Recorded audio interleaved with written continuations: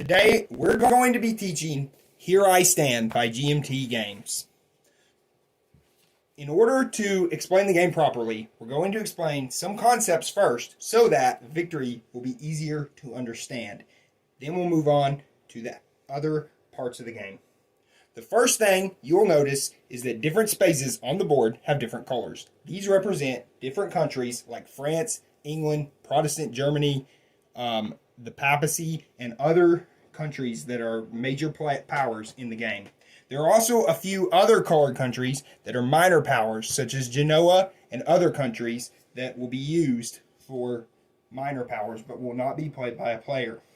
Gray spaces are independent. They are not controlled by any player, but may be captured. All right, let's take a look at a few of the spaces on the board. The first spaces we want to look at are fortified spaces. These squares, these 8-sided spaces, and these hexagons are all fortified spaces. Squares are keys. Keys are worth victory points and cards. Electorates are these hexagons, and they're worth cards for the Protestant player and are very important for them. These 8-sided stars are fortresses. You can also build a fortress under certain conditions by using a card, but normally these are the only ones. Regular spaces are circles and are unfortified. Each color represents that country's home spaces, which are very important to that country and central to it. Color on the spaces represents political control. If you capture a new space, you will use markers to mark that space. For example, if yellow, the Hapsburgs, captured Metz, they would use this marker to capture it and represent its control. Also, if they captured an unfortified space, they use this marker right here to represent control of this space. There is also another type of control, but before we move to that, let's look at what the different colors would mean. Let's say you're playing the Hapsburgs. Yellow would be friendly to you. If you allied with the French, then that would also be friendly to you. Let's say you're an enemy with the Protestants. Then you're at war, and this color is enemy spaces to you. All right, independents are gray. All right, now let's talk, that is for political control. Now let's talk about religious control. At the start of the game, almost all the spaces on the board are Catholic. These printed spaces over here are all Catholic. The only other religion is Protestant.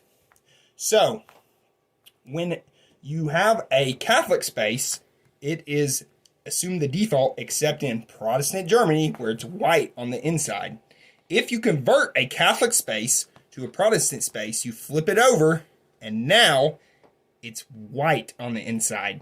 This represents that the space is now Protestant. This can happen to any spaces, including regular home spaces. If this space was converted, even though it didn't need a marker before, it now is flipped over to this. Same thing for Antwerp.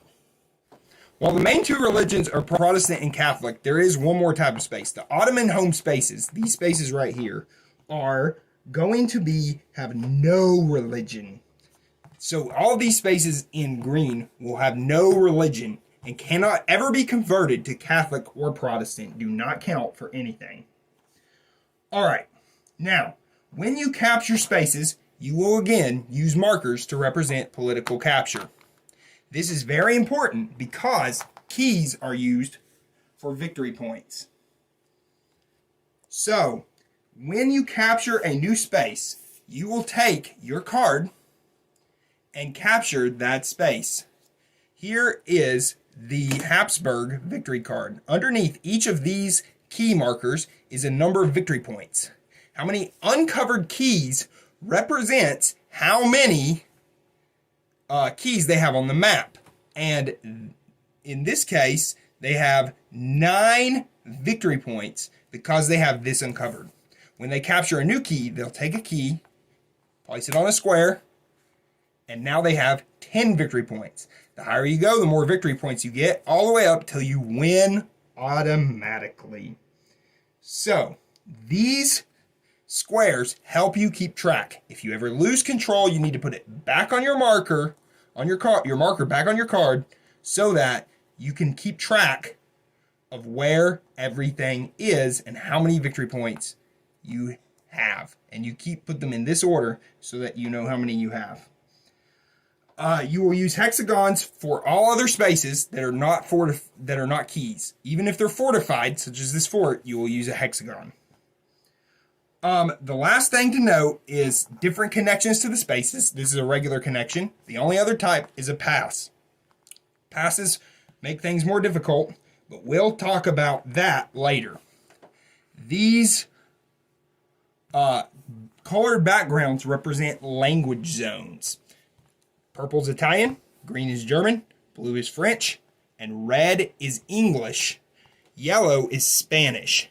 Each of these represent a different language, not the colors of the spaces, but the color of the background, and help or hurt you when trying to convert religions.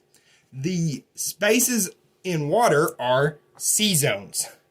These are separated by blue dashed lines, and they're connected to land via ports, which will become very important later. All right, that's all for spaces, so we're going to move on to victory points. All right, now we're going to talk about victory. The first type of victory is automatic. If this happens during the turn, it automatically occurs and the game ends. The first is placing all your keys on the map. If you place all of your keys on the map from your card, then you will automatically win the same impulse or turn that you finish this. All right, the second type of automatic victory is Protestant spaces. This is for the Protestant power. Again, the Protestant power does not have keys, so this is their auto win. If they earn 50 Protestant spaces on the map, they will get an automatic win via religion. Now we're going to talk about standard victory. This is checked for at the end of every turn. A standard victory is determined when you have 25 points. We will use this track to track it, and it is at the end of every turn. If there's a tie, first you see who has more. If someone has more than 25, then whoever's more wins. If there's a tie, then whoever had the most on the previous turns won. So you keep track of that every turn. Domination is another standard victory checked at the every turn. If someone has 5 more points than the next highest power, they will win. That doesn't even have to be over 25. If everyone somehow had 1 point, but someone had 6, then you would be winning domination because you had 5 more than all the other powers. The last is time limit. If no one reaches 25 by the end of a given turn, then whoever has the most points at the end of the last turn will be the winner. All right, now we're going to discuss how to earn VP. The 2 regular ways to earn VP. Number 1 is owning keys. The more keys you have on the map, the more victory points you will have.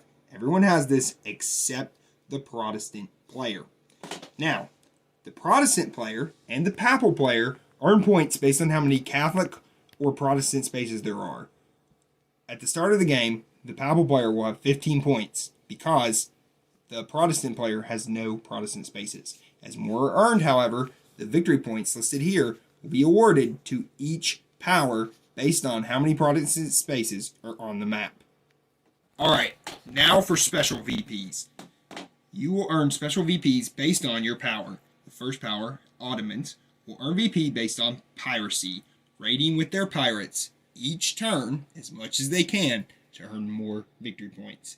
The next power that has special VPs, the Hapsburgs. The Hapsburgs earn special VPs for every electorate they own that is under Habsburg political control after the S-League card is played. This makes the Protestants a political power. When they take control of a space after the S-League card is played, they will earn victory points for each one they have. After that, the next power that will have special VP is England. England earns special VP for having heirs. These heirs include Elizabeth and Edward. We will discuss how to obtain these heirs later. The other way to earn VP for special VP for England is to get their home spaces converted to Protestant.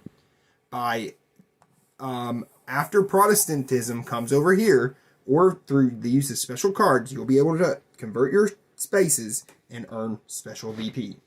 The next country that we're going to talk about is France.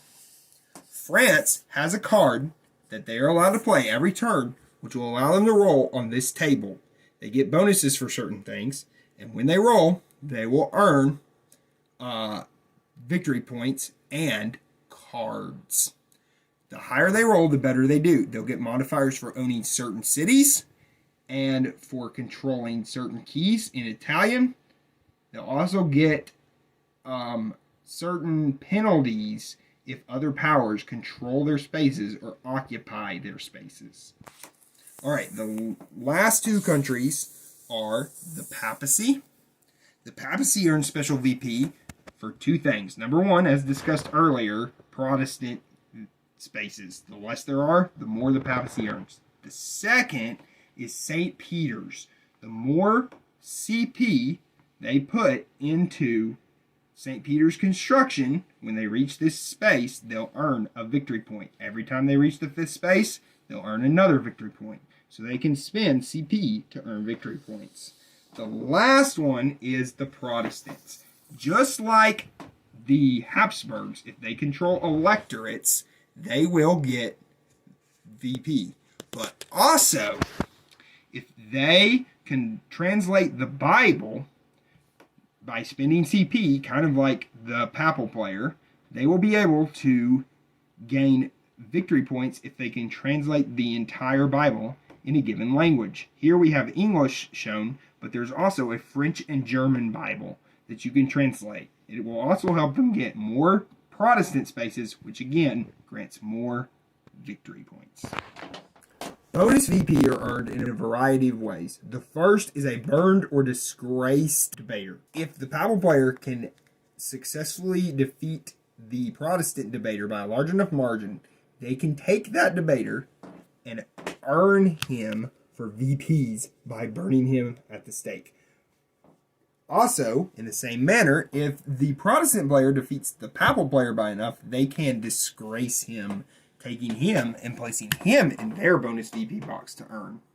The next way that you can earn it for the French, the English, and the Hapsburgs is by completing Voyages and Conquest. These will earn you special VP that you can place in your box. The third way to earn it is through specific cards which have their own requirements, including Michael Servetus, Copernicus, and Gonzaga. The fourth way to earn special VP is to win a war. When you win a war, you can earn one or more VPs. The fifth way to earn is through the Master of Italy card. The Master of Italy card will grant you VP for owning a certain amount of keys in Italy. If you are the Protestant player, you can earn bonus VP. When you finish the translation of the Bible, then you'll be able to take that language's translation and put it in your bonus VP box for 1 VP. The last bonus VP is actually a VP loss. If you declare war, but on a minor power, a smaller power, but you haven't actually fought them yet, if their natural ally comes into their fight, then you will lose a VP till you have a real war. So it's a phony war. As each turn goes on, powers will take their actions in a certain order. This is called the impulse order. One turn for a power is actually an impulse, and that is a game turn. All of the impulses together. The impulse order is Ottomans, Hapsburg, England, French, Papacy, Protestants. This is always at the top of the board if you need to reference it. This is what you want to know. If you are doing things in a specific order with all powers, you will always do Ottomans, Habsburgs, England, French, Papacy, Protestant for almost everything that includes all powers. The next thing that we're going to look at about powers is their card. This is their ruler card and their power card. They have a ruler printed here. This ruler is printed on some countries change rulers. The Hapsburgs and the Ottomans never switch, but the French, the English, the Papacy, and the Protestants will switch rulers with a new card. These cards will be mandatory and will happen as the game goes on. Let's look at what a ruler has on his card. If a ruler has a corresponding leader that goes on the board, he will have a battle rating, which he'll use for extra dice and have a higher percent chance of avoiding battle or intercepting. A command rating, which tells how many units he can have with him in his personal army when he moves. An administrative rating, which tells you how many cards you can save over between turns. And a card bonus, which tells you how many extra cards you get over what you would normally get. When you change leaders, they will not always be the same. For example, Francis I has one extra card, but Henry II, the French's next leader, is no extra cards. He still has an admin rating, but no extra cards. So, you want to pay very close attention to this so you can know what to do. The power cards also have a few other things. One, they have a list of the actions that your power can take. They have your initial ruler card, as we've already discussed. They have a box for bonus VP. And they have your custom tracks and explanation of how they work. Leaders are special pieces that help you in combat and with moving units. Leaders have two types: regular leaders and naval leaders. Regular leaders are used for units, naval leaders are used with squadrons, and if you're the Ottomans, Corsairs. Regular leaders have two attributes. Number one, battle rating, which again gives you extra dice during combat and increases the chance of avoiding or intercepting when moving around the map. The second is command rating, which tells the number of units your leader may take with him in formation. For naval leaders, they also have a battle rating, but rather than have a command rating, most ones just have a battle rating. However, a command rating is replaced for Ottoman naval leaders by a piracy rating, which helps them with piracy. Now, when you have units, there are various types of units. These are regular units. They come in different denominations. If you ever need to replace a higher denomination of units, let's say you have 4 units and you needed 3 were killed and you needed 1. If you do not have the proper change, so if you had 4 units and 1 was killed and you needed 3, but you didn't have a 1, you would lose the unit. You were restricted the amount of pieces you have. The second type of unit, besides a regular, is a mercenary. These are cheaper to build, but they will abandon you when you need them because of card plays. You may be in a good position, but your opponent could play a card and hurt you with them. The third type of unit is what the Ottomans have instead of mercenaries. They have cavalry. They are cheap like mercenaries, but they won't abandon you. But what they cannot do is participate in sieges for the most part. They cannot assault with sieges. So they are weaker in that aspect, which is why they're cheaper. Naval units, there are 2 types. Squadrons is what most everyone can build. They have 2 strength. The Ottomans can also build Corsairs, which are used for piracy, but they only have 1 strength. Now, groups of units for movement and assault are called formations. Normally, when you want to move a formation, you can have 4 or less units in it. However, if you have command rating, you will take your 2 highest command ratings of your leaders in a given space, add them together, and that's how many units you can move together. If you only have 1 leader, you will only use your 1 command rating. Those units can move together and assault and will do battle as they move. That is all for units. Now we're going to discuss card types. These are home cards. Home cards are for each power, and they have CP and event text. You can play for the event or the CP, unless the card says otherwise, then you can play both. Home cards cannot be discarded from your hand either randomly or by choice. You will play them every turn. Mandatory cards are the second type of card. Mandatory cards can be randomly discarded, but you cannot choose to discard them. They must be played by the end of the turn. They have an event. After you play the event, you will receive CP, which is like action points, for after you play it. The third type of card is a response card. These cards can be played normally for CP, but their events can be played in response to a certain event or action or occurrence on the board.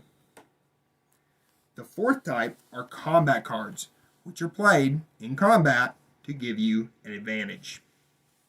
The fifth and final type are regular cards. These cards can be played for the CP or the event, and if they have a red dagger, you will remove them from the deck if played as an event. There are a couple other cards that also have this effect.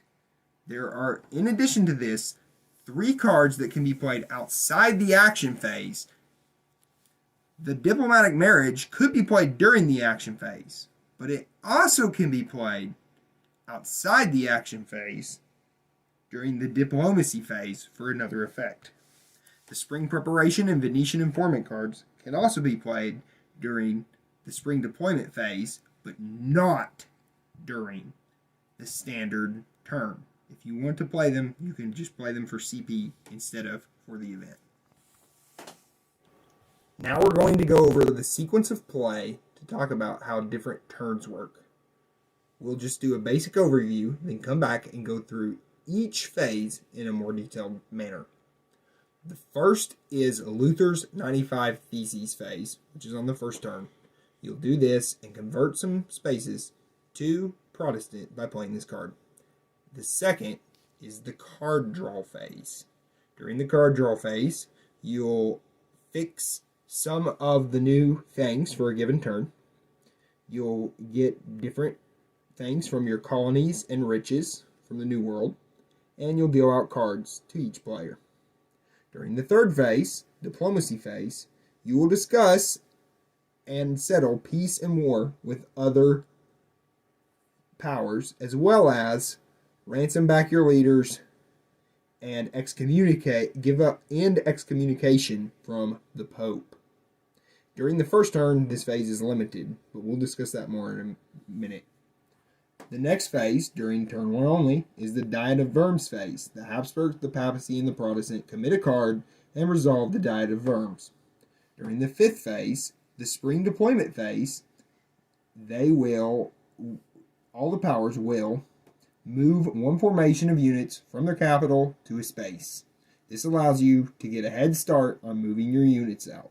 Alright, the next phase is the action phase, the main part of the turn, where you take different actions by playing cards. During the action phase, you'll play cards for CP or events on given impulses in order, the impulse order discussed before, in order to advance your power's causes. A military or religious victory could end the game during this phase. Then, during the winter phase, you do basically cleanup and fix certain things, move units back, and other events. The last thing is, before the victory phase, is the New World phase, where you will resolve conquering and exploring places in the New World. And the final phase is the victory determination phase, where you determine if there's a winner, and if not, advance to the next turn. During the Luther's 95 Theses phase, you will play this card as the Protestant player. Follow its instructions exactly. If you need more clarification, go to Rule 18.1. After you finish performing the Reformation attempts, you will proceed to the card draw phase. Or you draw cards, you gain cards from New World Riches. Let's take a look at the New World Riches table. First, you look at your conquests and colonies. If you have a conquest, it has a given roll that you will roll. You take 2 dice and roll them together. You may have a card called Plantations that will boost your die, but you roll and see what you get. If you roll on depleted 1 on the chart, which is 2 through 5 on most, except Maya's 6, then you will gain a card, but the colony is depleted, and remove it from the map. If you roll on the card result, draw a card.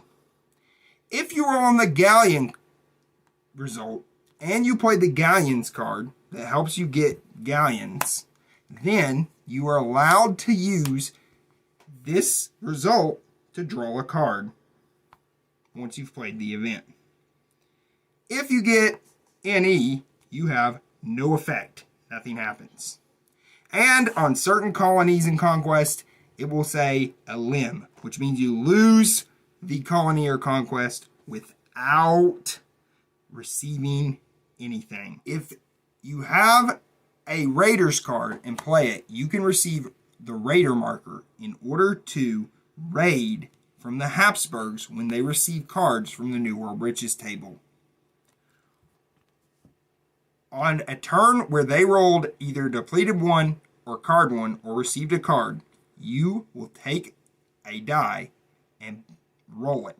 During the New World Riches phase, after the Hapsburgs have received a card, the French and English can try to steal it if they have already played the Raiders card and received a Raider marker.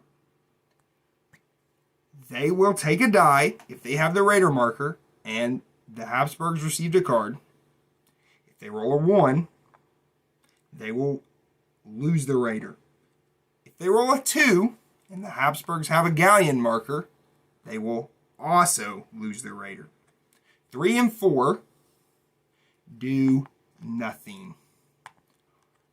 5 eliminates the Raider, but the Habsburgs will not receive the card. They will steal the card. And then, on a 6, they will steal the card, but keep their Raider. Any cards you got from your New World Riches, you will draw during the card drawing phase, which is next. After you've performed the New World Riches, you will draw cards. First, you'll take all your home cards back into hand. You get these every turn. Then you'll receive a number of cards based on your key track, which shows how many cards you received. If you are the Protestant player, you will instead base it on how many electorates you have. Then you will receive any bonus or malices for your leader card bonus, any malices that happen to be on your card from excommunication or other sources, and any cards you won during the New World Riches step. Diplomacy makes more sense after we've discussed all the other rules and actions, so we'll come back to it later. The next phase is the Diet of Worms phase. During this phase, the Protestant player will select a card, and the Habsburg and Papacy will also select one card each. Then they'll reveal all of them simultaneously. The Protestant player will take his card value and add 4 to the value. Then he will roll that many dice. So here we have 3 and we have 4, that's 7. We roll the dice. This is a bad roll. 5s and 6s are hits, so we received 1 hit. Then the Papacy and the Habsburgs add their dice, and one of them will roll. They rolled 3. They had 3 and 3, so they'll roll 6. They received 2 hits. Now, for how many more hits one side got, they will be able to flip that many spaces to their religion. So, the Papacy and the Habsburgs got 2 hits, and the Protestant player got 1 hit. So, they will subtract, and then they'll have 1 left. Then, they can flip that many spaces to Catholic control. They look at what's Catholic, and adjacent spaces will be able to be flipped. Let's say they had 2. This space is not adjacent to Catholic, at the start, but if they had 2 more successes than the Protestant player, they'd flip 1, 2. You can chain through.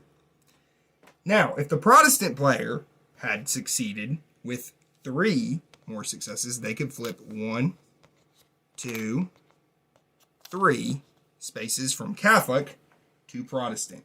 If there is a draw during the Diet of Worms, nothing happens. While you're flipping over spaces for the Diet of Worms, you must follow all the rules for flipping over spaces for Reformation and targeting, which we'll discuss later.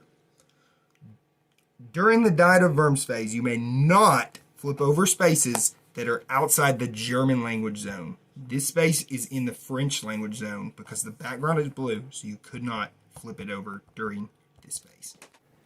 During the spring deployment phase, a power may move a single formation from their capital to a friendly space.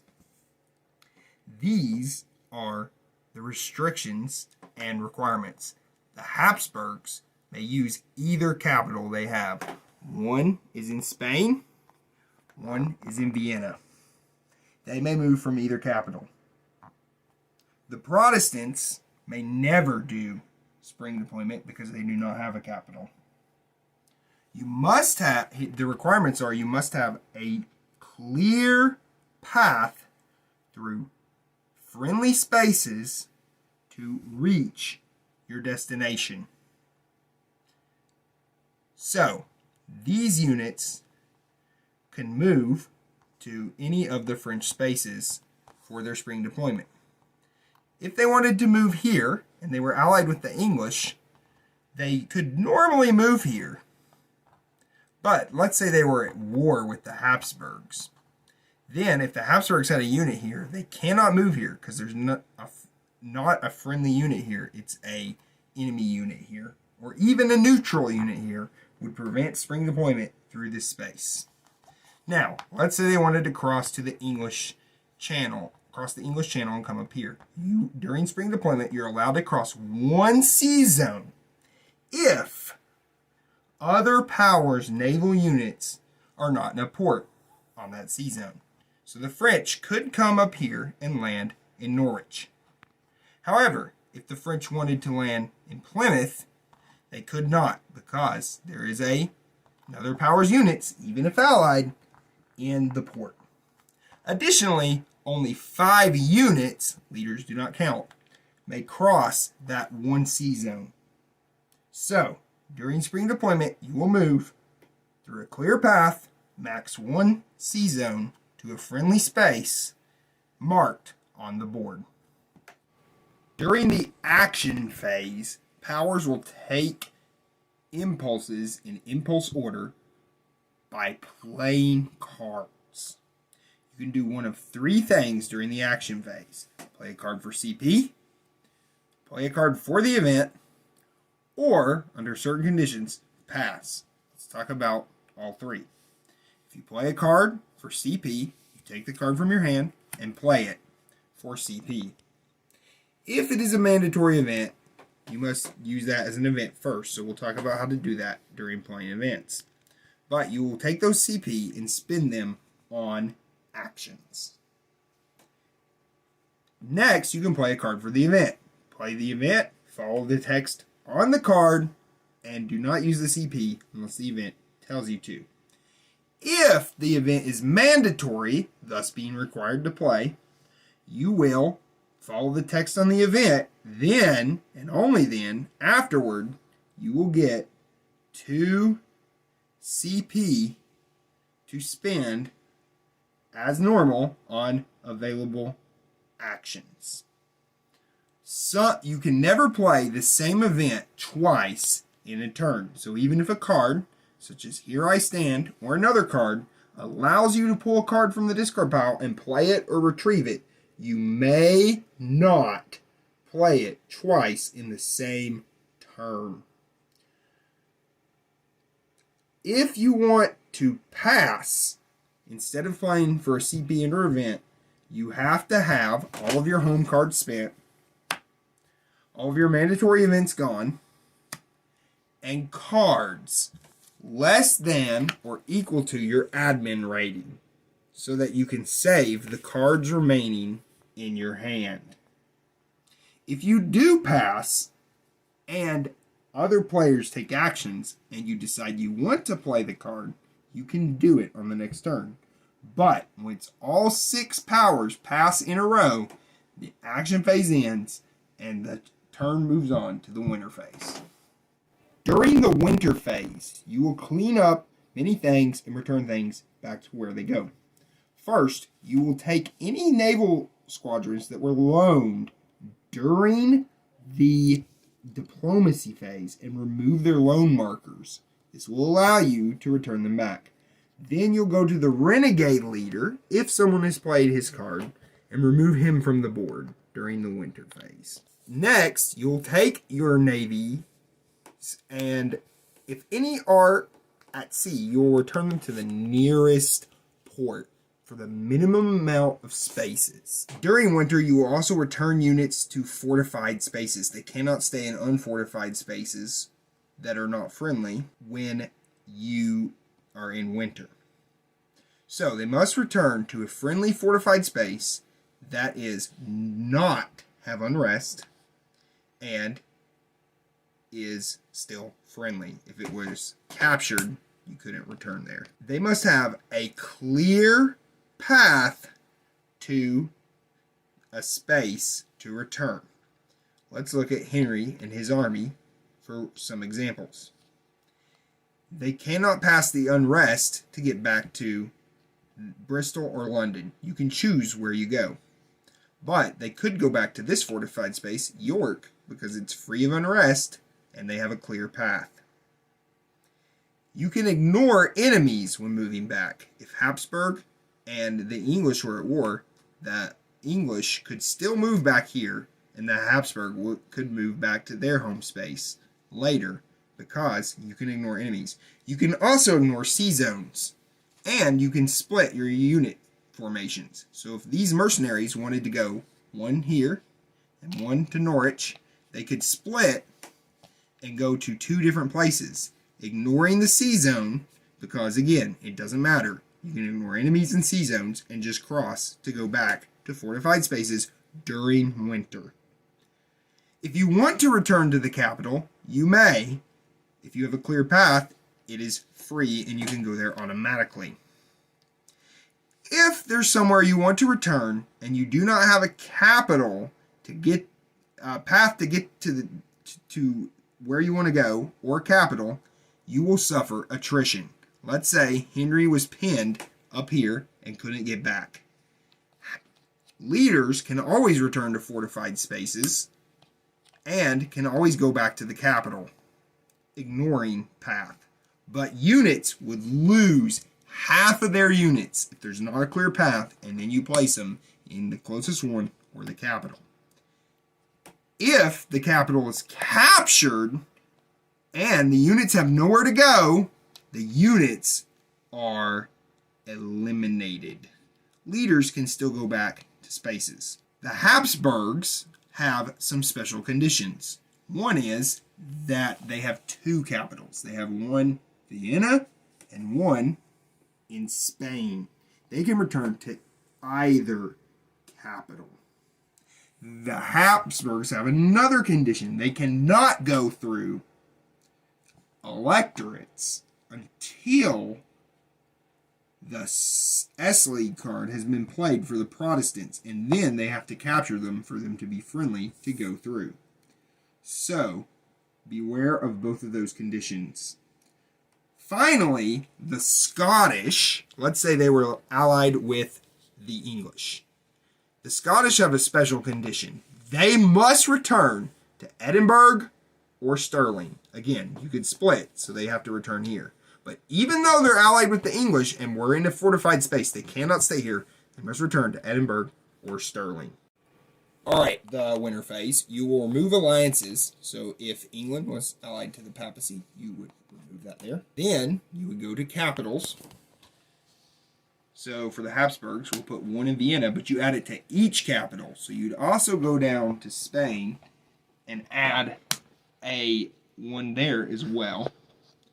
But the English, for example, would just add one in London. So you get a free regular in each capital that you have. You go remove piracy markers from sea spaces to represent that the Ottomans can raid again. Then you come to the debaters, and if they were committed and used, you'll flip them over to uncommitted so that they can get their bonuses again. And then finally, you read which mandatory events from the chart have not been played, play those events by pulling them out of the deck and playing them and resolve them. And then, if they remove from the game, remove them from the game. We're going to come back and talk about the New World phase later after we've discussed some of the concepts of the action phase and finish up. But let's talk about the victory determination phase next. During this time, you check for a winner. Remember, during the action phase, you will see if someone auto-wins. But during the victory determination phase, you will check for a winner. If someone reaches 25 points during this phase, they win. If you are on turn 4 or later, you can win a domination victory by being at least 5 points ahead of the other powers, even if you're not at 25, but it must be turn 4 or later. Now, if there's a tie for standard victory, then whoever had the most points on the last turn will win the tiebreaker. The same is true for the last check of victory, which is time limit. If it's the last turn of the game, then whoever has more victory points win. If there's a tie, whoever had more on the last turn wins. During the action phase, powers will take impulses in impulse order by playing cards.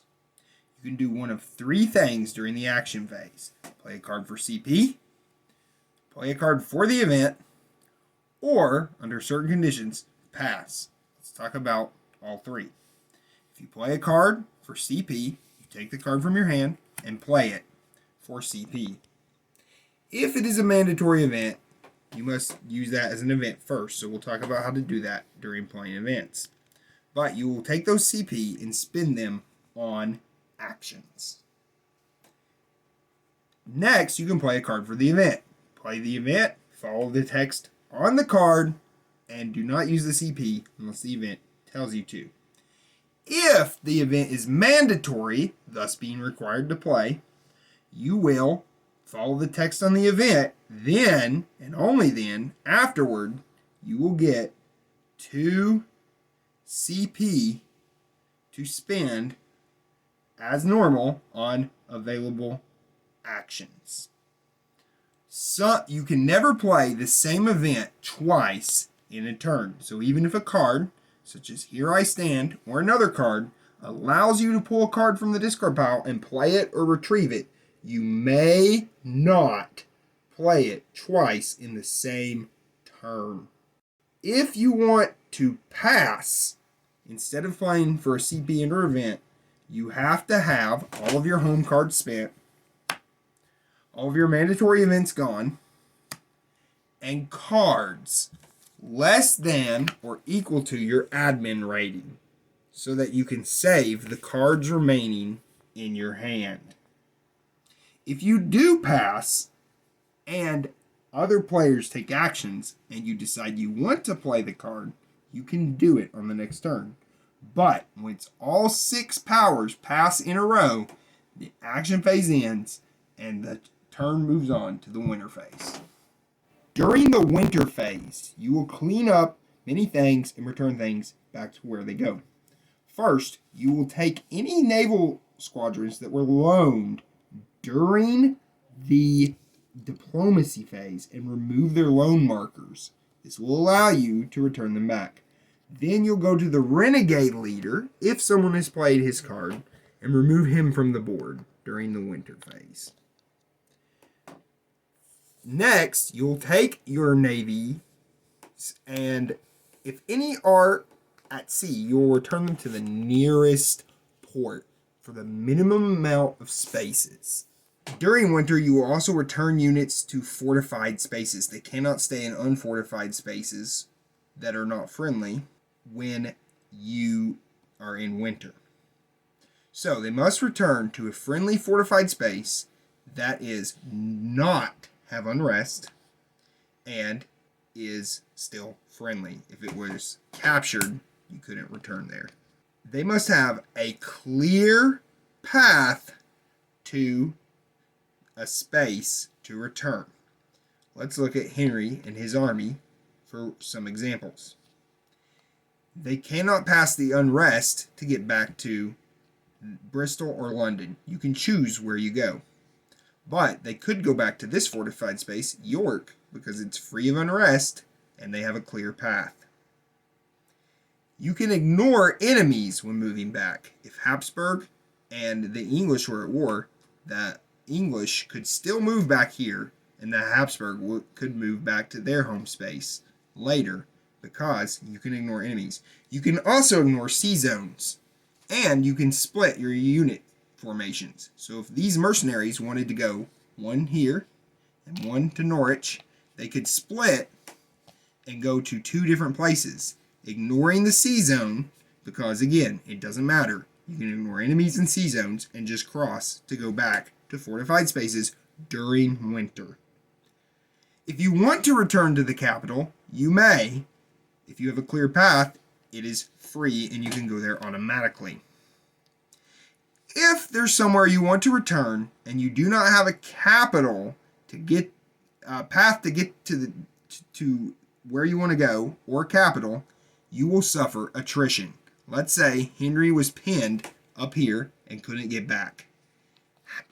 Leaders can always return to fortified spaces and can always go back to the capital, ignoring path.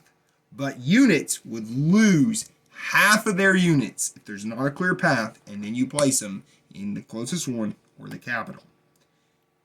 If the capital is captured and the units have nowhere to go, the units are eliminated. Leaders can still go back to spaces.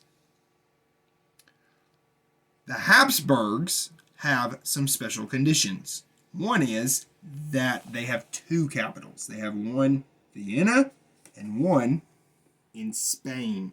They can return to either capital. The Hapsburgs have another condition. They cannot go through electorates until the S-League card has been played for the Protestants, and then they have to capture them for them to be friendly to go through.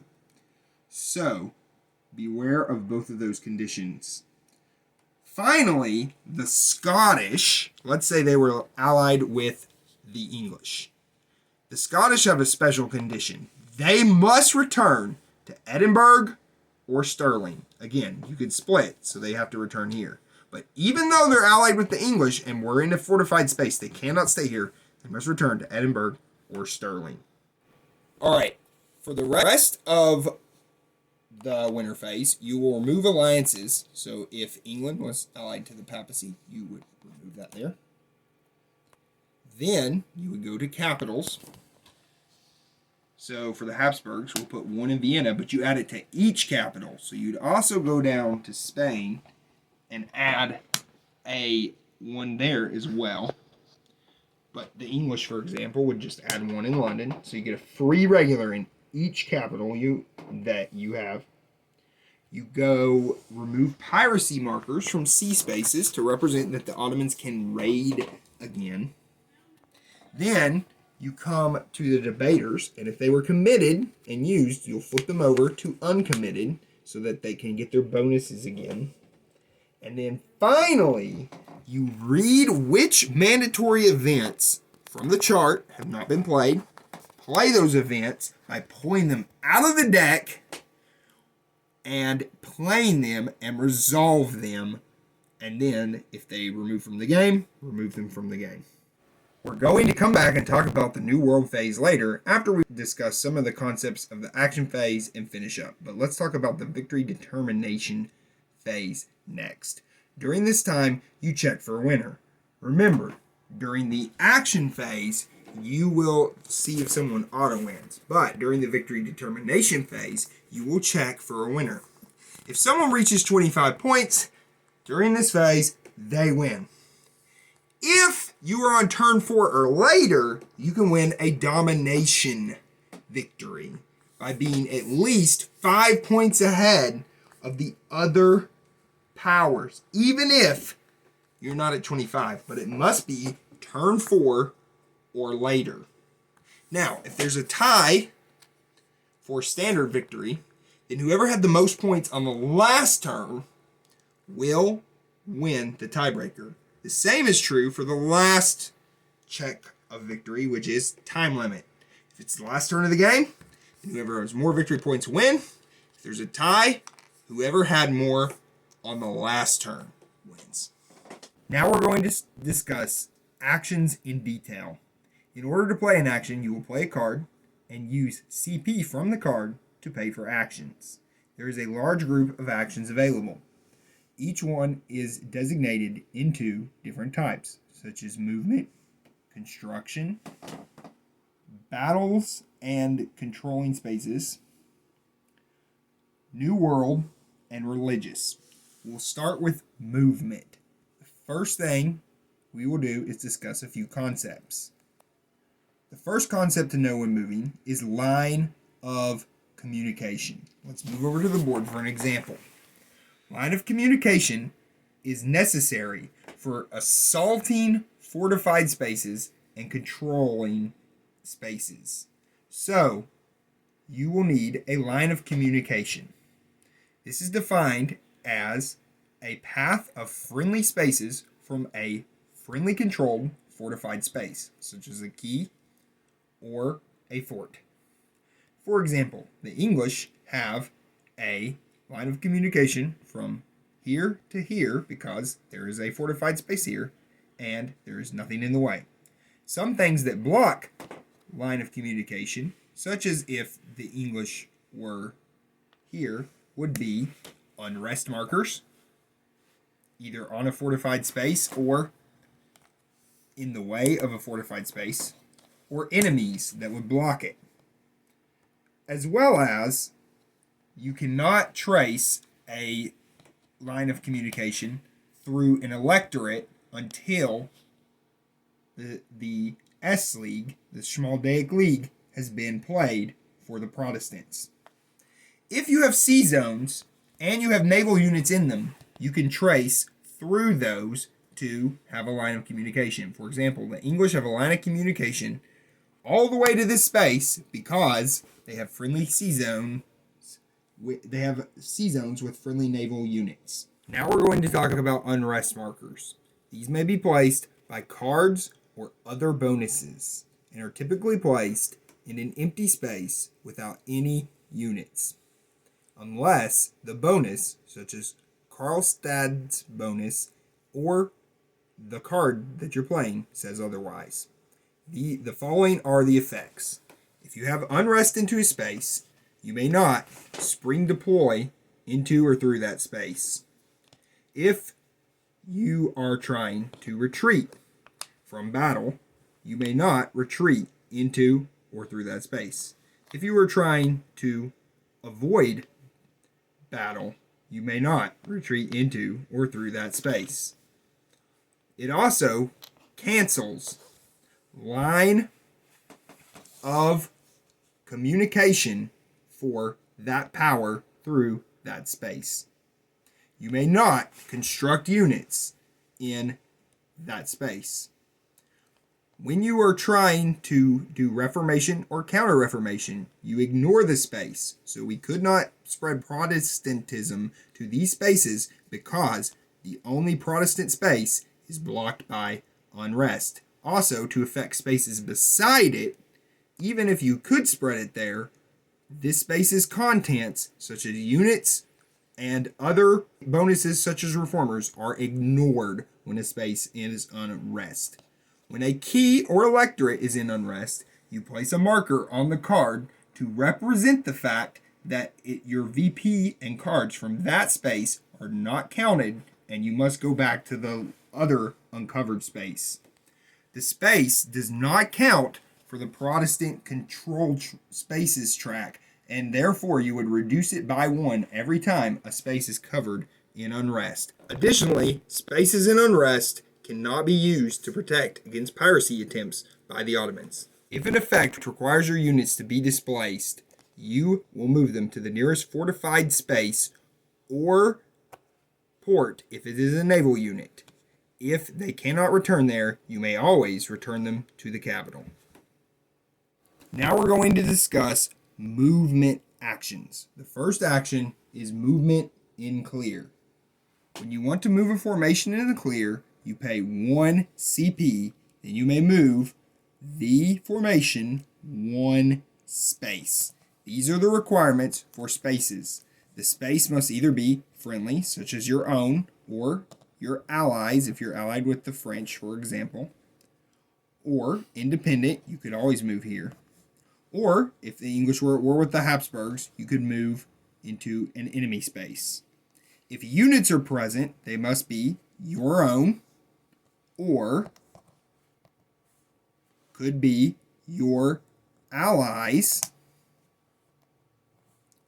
or could be your enemy and any allies they may have. Even if you are not at war with the third party power, you could still walk in the space if your enemy is there and you are at war with them.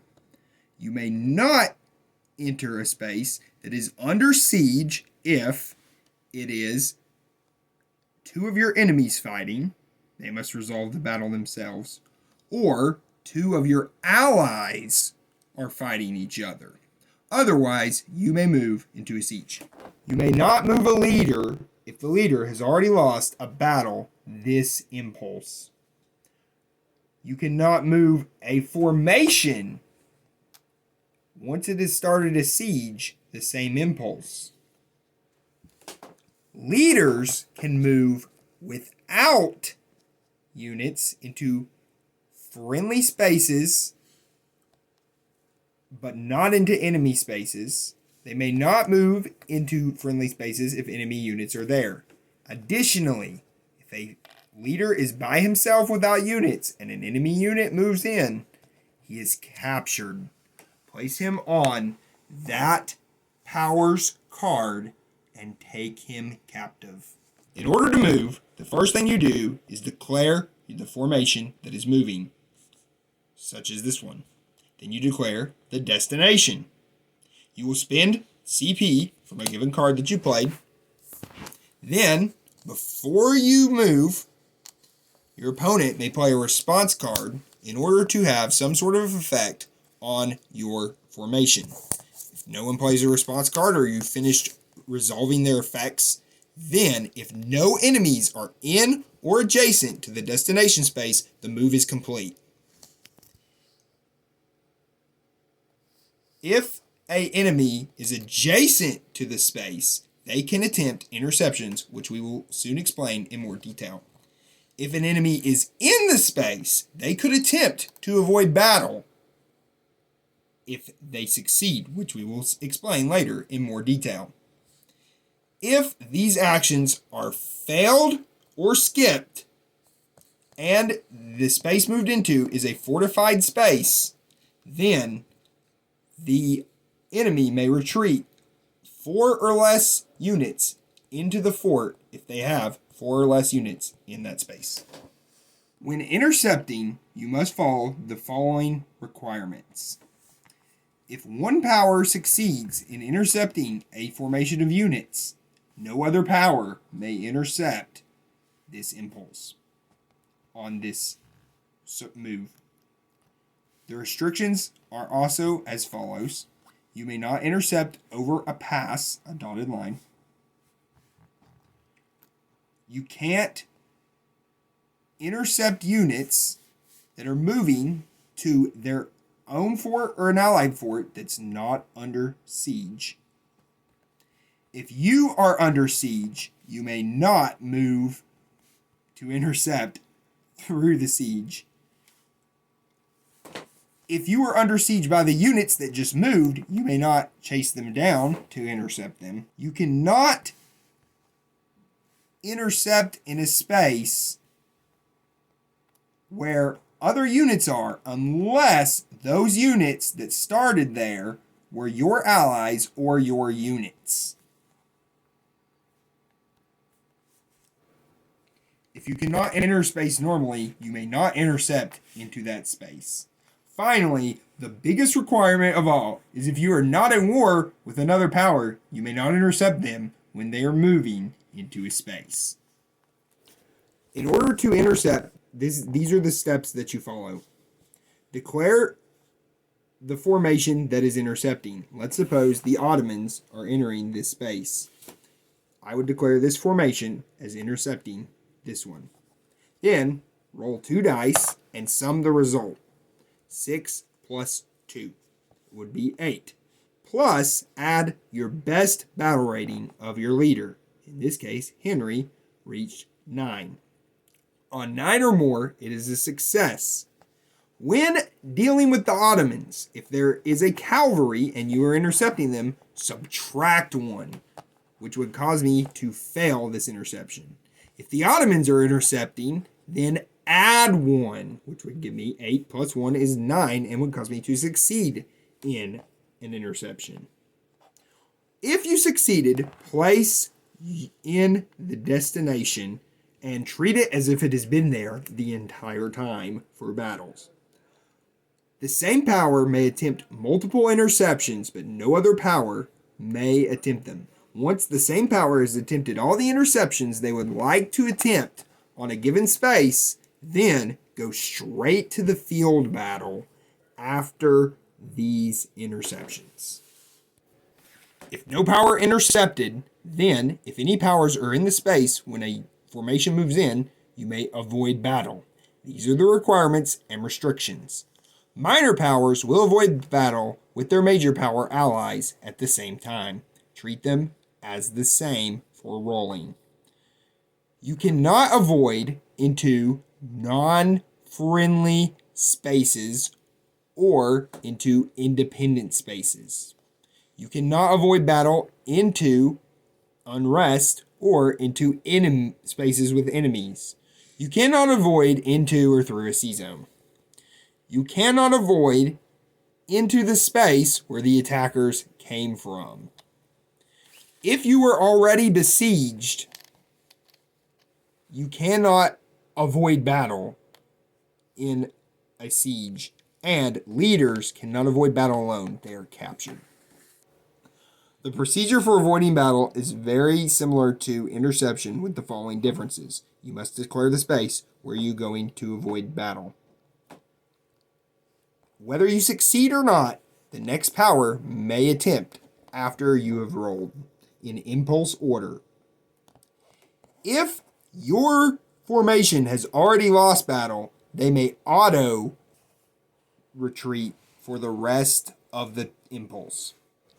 If a formation has already lost battle this impulse, it will automatically succeed at avoiding battle the rest of the impulse.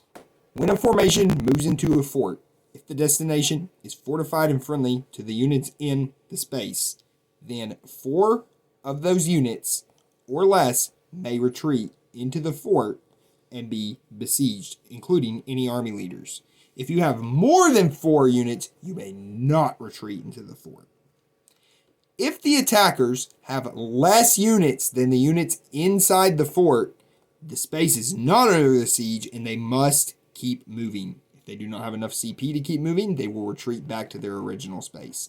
If they do keep moving, fight a battle in the next space, and must retreat back to their original space, they are eliminated from the fort.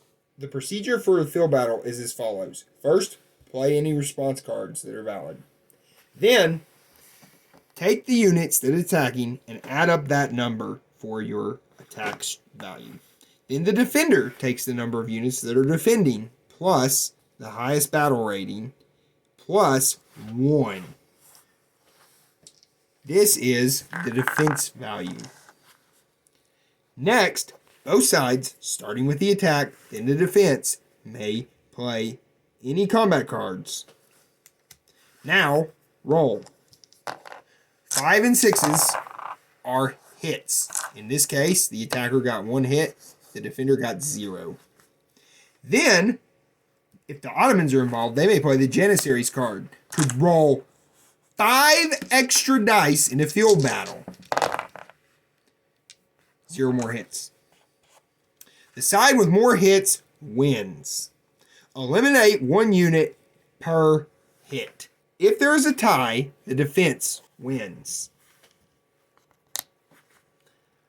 Then, if both sides are completely eliminated, whichever side rolled more dice keeps 1 unit. If both sides roll the same amount of dice, then the defender keeps 1 unit. If an entire army is eliminated, but the other side still has units, any leaders still there are captured and placed on power cards. After a battle, the loser must retreat. If on a fortified space, if there are more attackers than defenders, the defenders will retreat inside the fort and the attackers begin a siege.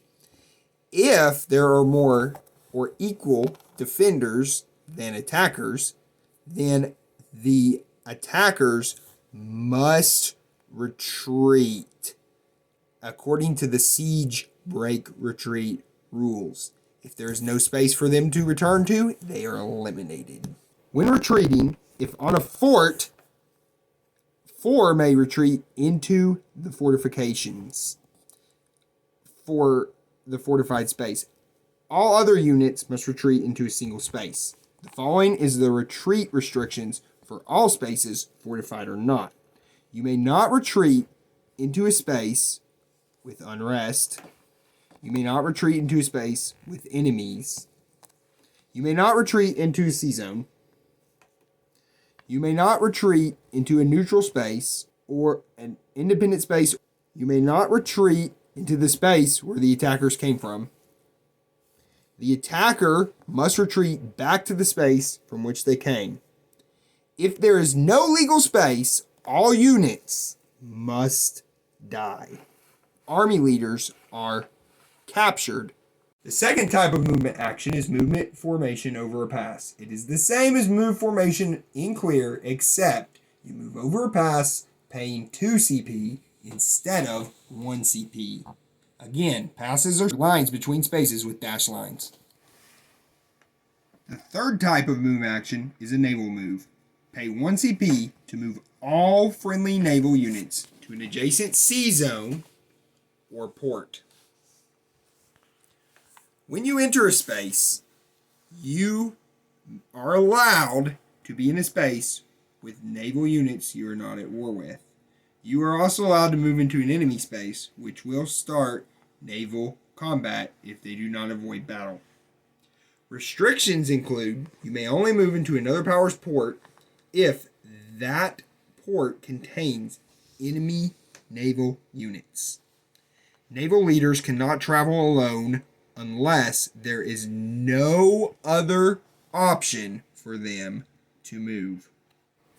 If your naval squadron or Corsair lost combat this impulse, you cannot move it with the naval movement action. Minor powers cannot move into the Atlantic Ocean sea zone unless it is Scotland. The naval movement procedure is as follows. Declare all the moves you want to make. Movement is considered simultaneous. If you enter a space that did not start with any friendly sea units, rotate 90 degrees to represent that these naval units may be intercepted. Then, any response cards may be played. Then, interceptions may be attempted as follows. Roll 2 dice, add the value of the Navy leader, in this case 2, and if the value is 9 or higher, you intercept and start a sea battle. If units are present already that are enemy, they may attempt to avoid battle by rolling 2 dice, adding the naval value of the naval leader. If you reach 9 or higher, you may retreat into a friendly port or an empty sea zone with no enemy units. Finally, rotate back to normal to represent these units may no longer be intercepted. And if there are still units in your space, conduct naval combat. Naval combat procedure is as follows. Allies, if present in the space, do not help in naval combat. If multiple powers have navy forces in the space, you must fight them one at a time, but the order is determined by the active power, not impulse order. First step is to add up the attack strength, which includes the strength of any squadrons or Corsairs, plus the battle rating of the highest naval leader. In this case, the English will receive 4 dice. The defender adds up his dice by adding up the strength of his naval units plus the battle rating of his naval leader. If the Ottoman player were in the port, he would also add 1 additional dice for defending in a port. Next, each power, first the attacker, then the defender, has the opportunity to play combat cards. Then, roll the dice. 5s and 6s count as hits. After this, you may play any response cards or the Janissaries card, if you were the Ottoman player, to roll 4 more dice in a naval battle. The side that scored the most hits wins. Ties go to the defender. Each side eliminates a naval squadron for every 2 hits scored by the opposing side. If hits against the Ottoman power remain after applying hits to the squadrons, then each remaining hit kills 1 Corsair. Odd hits against the losing side eliminate 1 extra naval squadron. However, odd hits against the winning side are ignored. If both sides are completely eliminated, the side that rolled more dice keeps 1 extra naval squadron. After the battle, the losing side must retreat. They must retreat in either an empty sea zone or a port, both of which must be free of enemy units. If there's nowhere to go, they are eliminated. Place eliminated naval units on the turn track to represent they cannot be built until the next turn. The next type of action is unit construction. Remember that counters are limited, and if you cannot build it, you cannot perform the action or place it. Restrictions for constructing units are: the space must be a friendly home space, it must not have any enemies in the space, and the space cannot be in unrest. The options for building units are regulars for 2 CP, mercenaries for 1 CP, naval squadrons for 2 CP. You must build them from your supply and place them in a port. If they are on the turn track, you cannot use them. The Ottomans, additionally, can build cavalry instead of mercenaries, as they do not have mercenaries.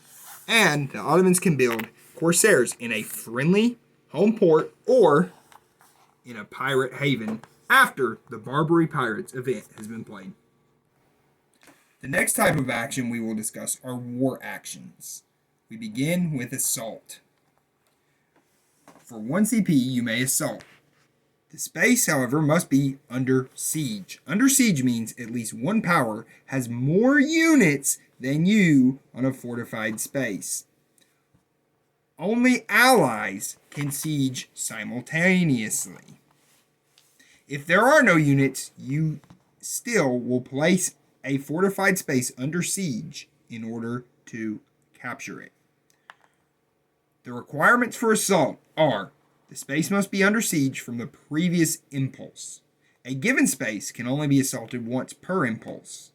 The assaulting power must have line of communication to the space. No squadrons of the besieged power can be in the adjacent sea zone.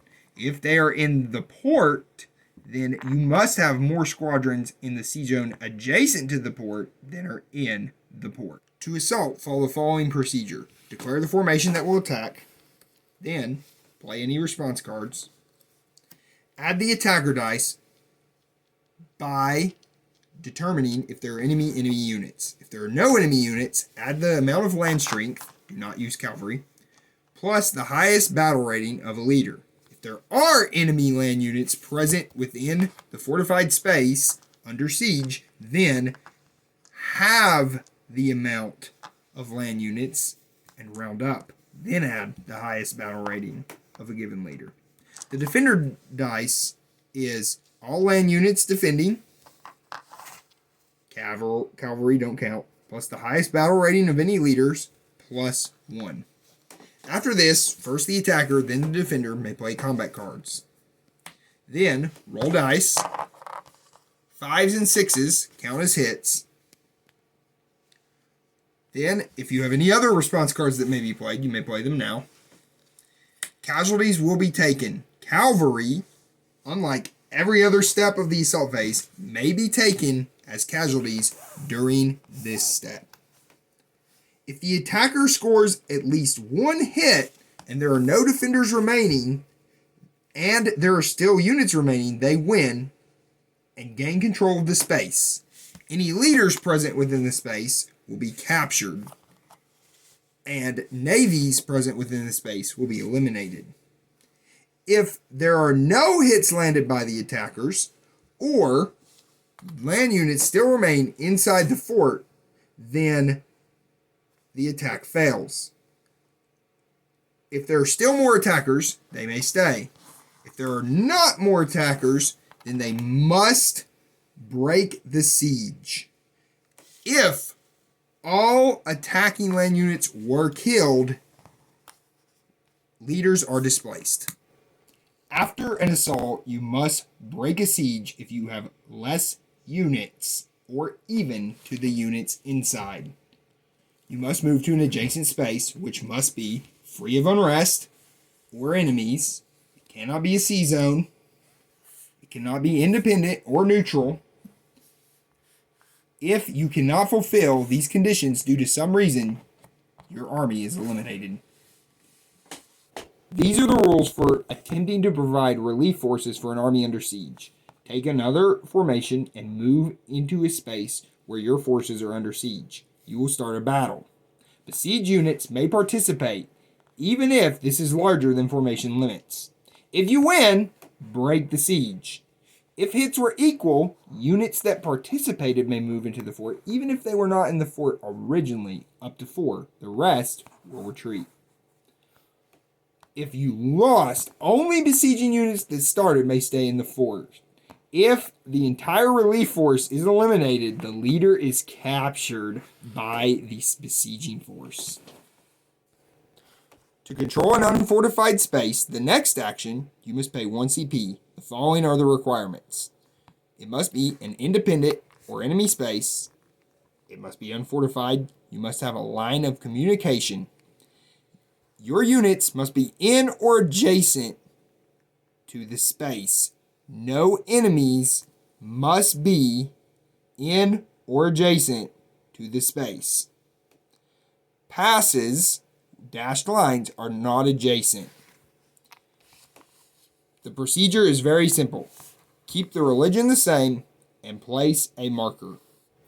When you control an unfortified space, any naval units there must retreat. To remove unrest, pay 1 CP. You may remove unrest under the following conditions.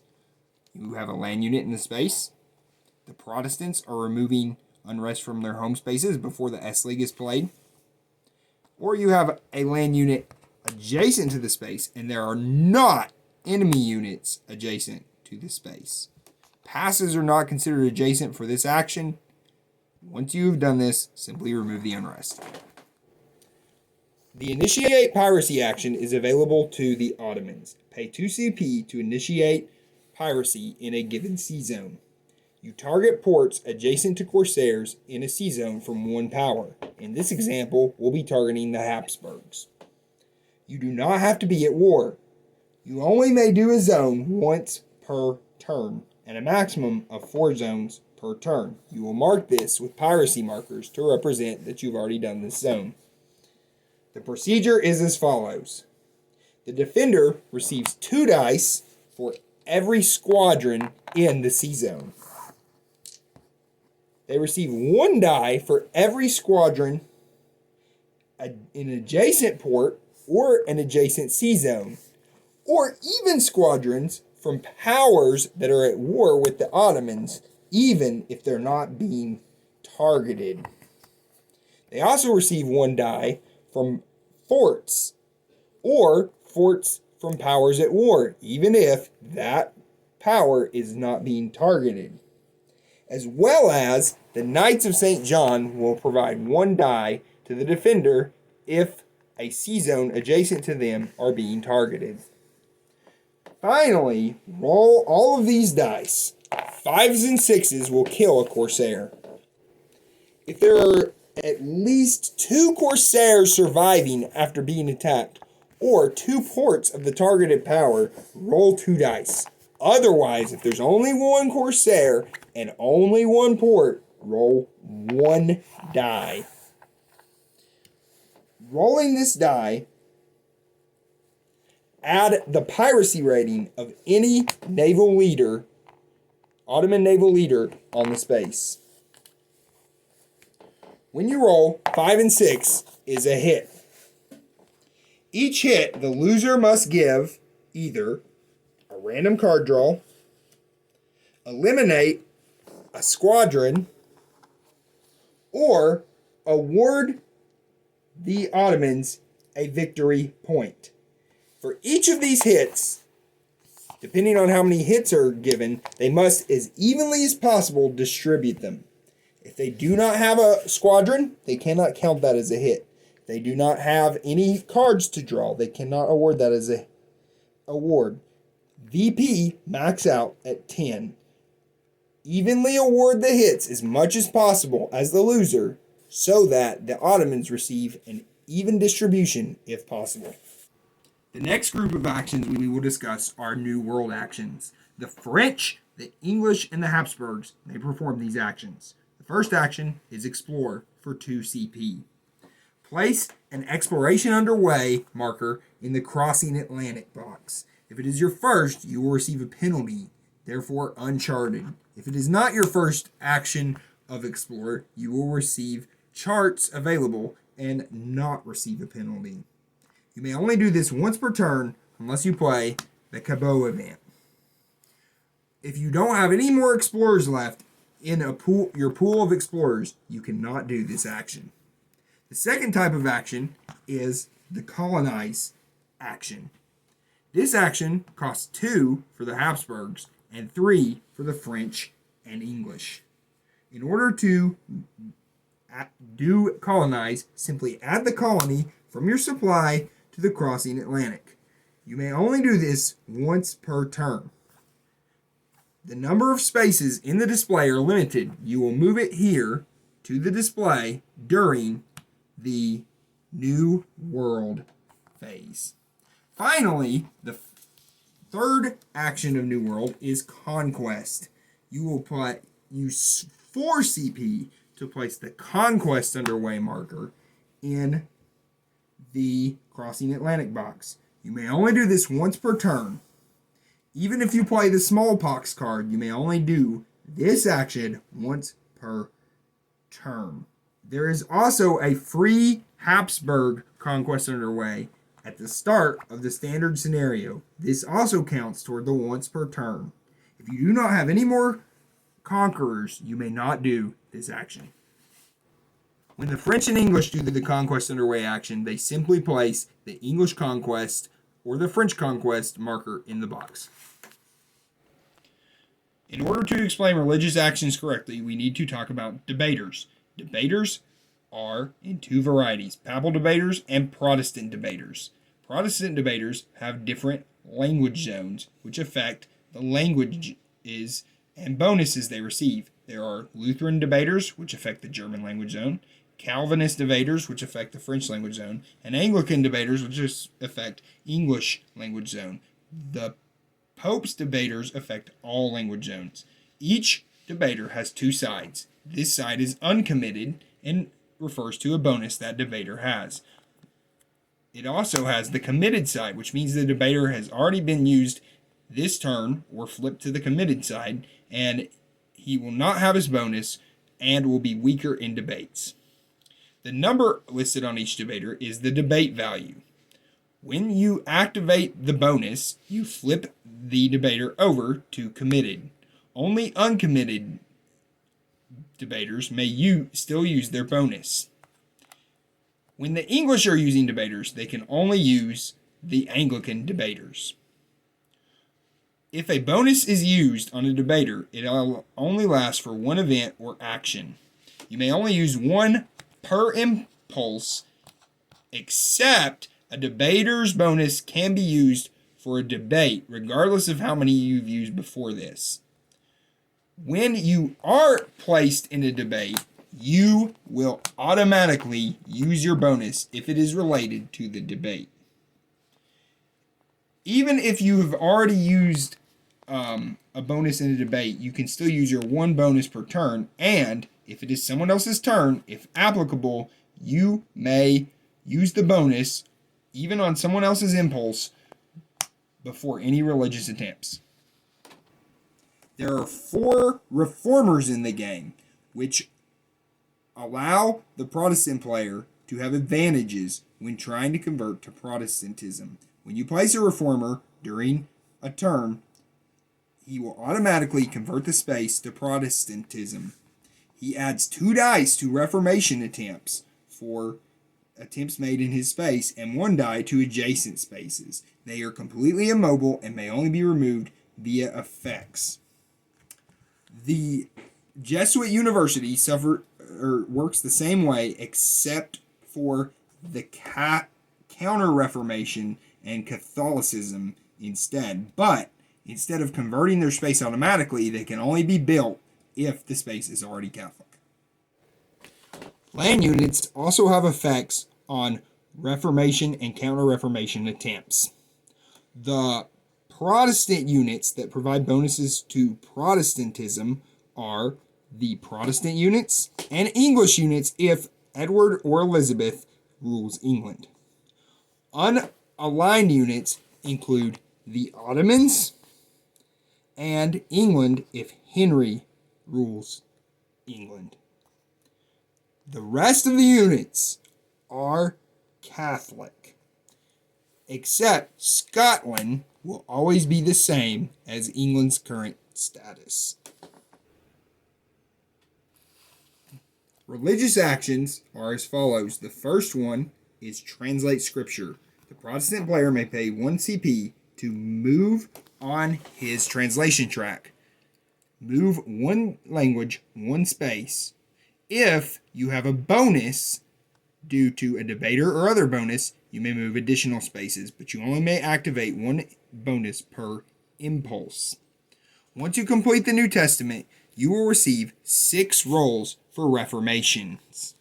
Then you start work on the complete Bible. When you complete it, you also get 6 rolls, but you receive +1 on all of those rolls for reformation.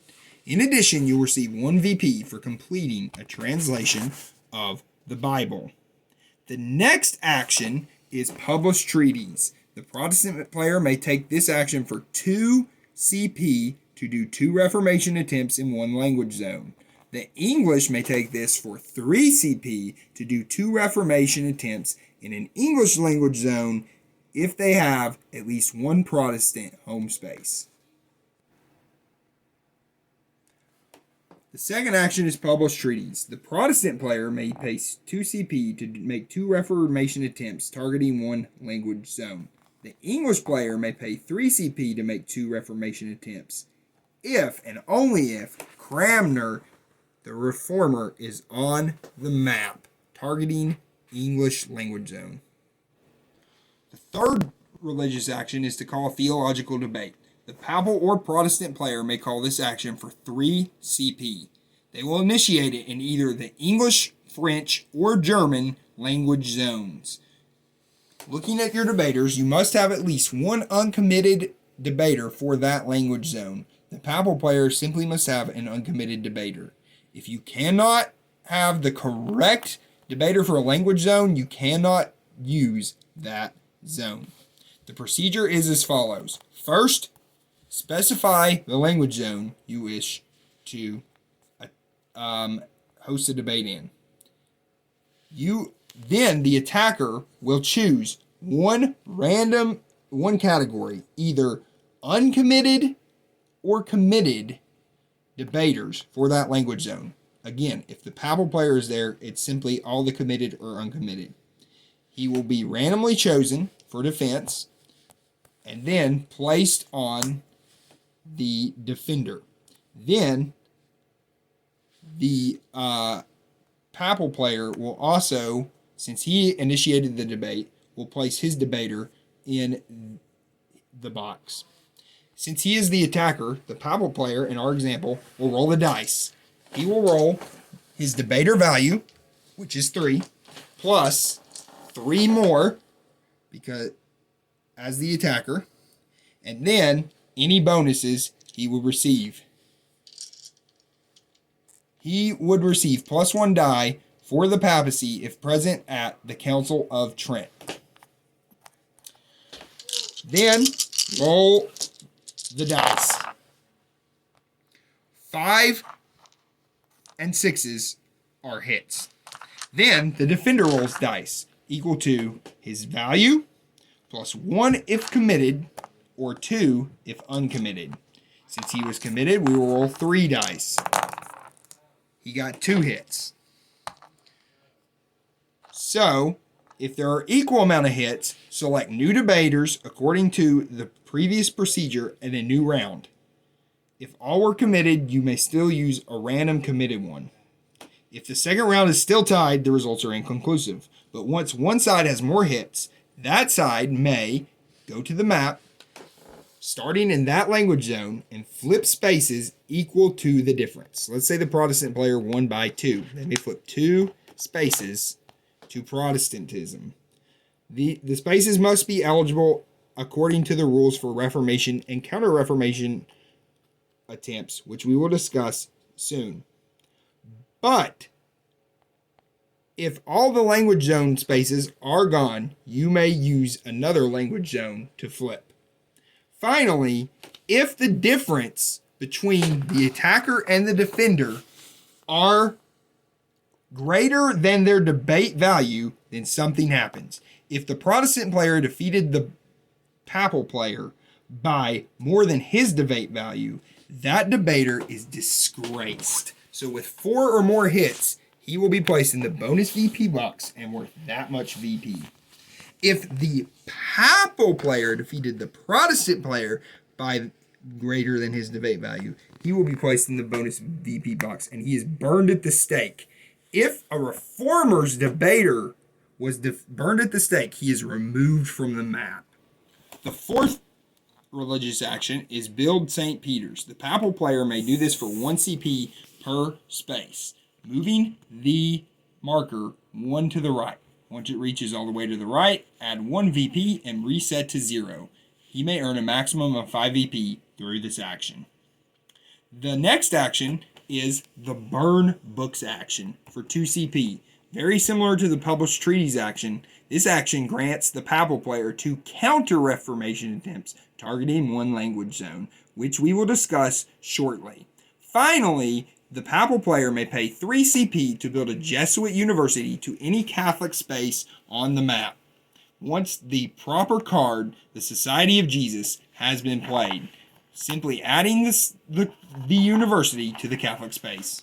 Finally, the papal player may pay 3 CP to build a Jesuit university. Go to any Catholic space on the map once Society of Jesus has been played and place the Jesuit university there. Reformation and Counter-Reformation rules are as follows. A given space may only be targeted once per impulse. Follow the following procedure. Number 1, pick a target space. It must be of the opposing religion. So if we are going to do Reformation attempts here, this must be Catholic. Then the target must require one of these.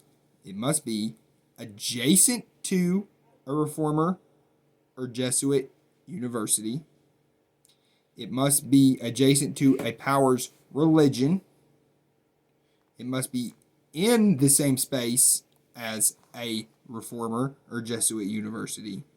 It must be touching a port of the given power's religion, but it cannot be through a pass. Passes break adjacency. This space would not be eligible because the pass here prevents it from going through this to this space from this space. Then you pick a given language zone that you stated at the start of the action. The Protestant will win ties in the language zone on Reformation attempts. The Papal will win in other language zones. When the Papal player is doing a Counter-Reformation attempt to flip back to Catholicism, the Papal player will win ties in the language zone if Paul III or Julius III is the Pope. Otherwise, the Protestant will always win a tie. Then you perform the following actions. The attacker takes dice. He gains 1 die for any adjacent Protestant spaces. He gains 1 die if there's an adjacent reformer. He also gains 1 die if there is an adjacent Protestant stack. He gains 2 dice if the Protestant reformer is in a space, and he gains 2 dice if there is a stack in the space. There is also bonus dice due to debaters and cards, such as Printing Press and 95 Theses.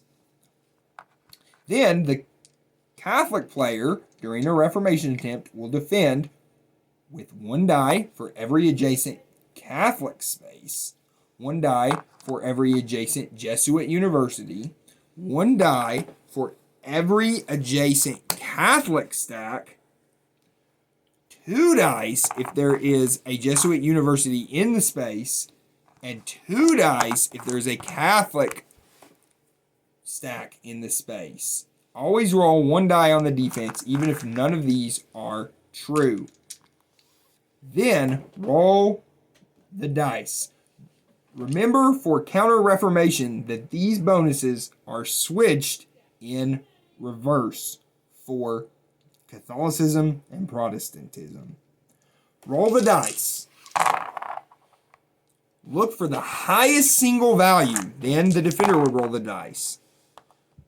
So, if the Protestant player rolled a 5 and the Catholic player rolled a 4, then the Protestant player would win. Remember, if you were doing these Reformation attempts from completing a Bible or Calvin's Institutes, you will get +1 on your die. Whoever's higher die wins. And they may flip spaces. Flip the target space once they've won. The Protestant, again, wins ties in the target language zone. The Papacy wins ties elsewhere. For Counter-Reformation attempts, the Papacy will win if they have a higher number and flip the space to Catholicism. They win ties in the target language zone if Paul III or Julius III is currently the Pope. The Protestant win ties otherwise. Passes and unrest cancel the effects of reformers, Jesuit universities, and the stacks if any of these things are adjacent. Note that these effects for stacks, reformers, and Jesuit universities still apply in the same space as unrest, but not when adjacent to the target space, when the adjacent space is in unrest. If you are eligible to win ties on a Reformation or Counter-Reformation attempt, then when you roll a 6, you automatically succeed no matter what the defense rolls. During the New World phase, you will resolve Voyages of Exploration and Conquest. The procedure is as follows. For Voyages of Exploration, look at the Crossing Atlantic box. Anyone who has exploration underway will be able to perform one. First, each power randomly selects an explorer. Come to your pile and choose one. Then you will resolve them in the order from highest to lowest. If there's a tie, England will go first, then French, then the Hapsburgs. Take 2 dice to resolve a Voyage of Exploration and roll them. Then add the value of your explorer. If you've played the Mercator's map card, you can get +2 on this as well. You will lose 1 if you have never done this action before, but you will not lose 1 if you have charts available. So if this is not your first time, it will be easier to explore. Then you will examine the table found on this card. If you roll 4 or less, the explorer is lost at sea. Take that explorer and discard him from play. He may not be used again. If you roll 5 or 6, he has not discovered anything new, but he will not be lost. You may place him back in your explorer pool.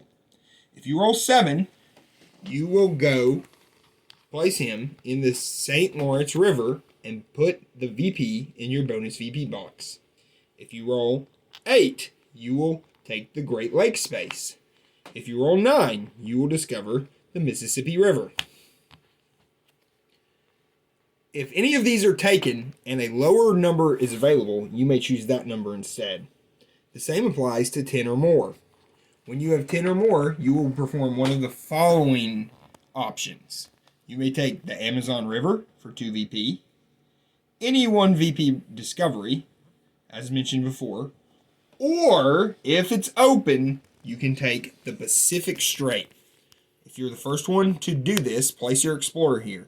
He will stay here and place this in your VP box, but he can also attempt circumnavigation if it has not been completed. In order to circumnavigate, roll 2 dice.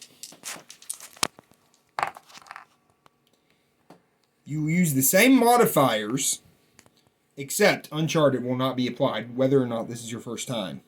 Then, examine what you rolled and compare it to the table. On 9 or less, your explorer will be killed. He will fail. You still will take the Pacific Strait VP, but place him back there. He was killed thematically in a manner of ways. If you roll 10 or 11, he succeeds. You still get the Pacific Strait VP, but also place him in the circumnavigation box and receive 3 VP. If you roll 12, then you succeeded so well that he brings home a huge cargo of spice and you draw 1 card immediately. This is very good and very rare. That is the entire procedure for Voyages of Exploration. Now let's talk about Voyages of Conquest. Voyages of Conquest are marked by one of 2 things. The Hapsburgs have conquest underway. They have a pool of explorers, of conquistadors to draw from. The French and English only have a conquest. Their modifier is always 0. When you do a conquest, roll 2 dice. If you had a Hapsburgs player, if you were the Hapsburgs player, flip one of your conquistadors over and add that to your dice. The French and English will always receive 0. The Hapsburgs go first, then the English and French go in turn order if multiple people are performing a conquest. Then examine the table.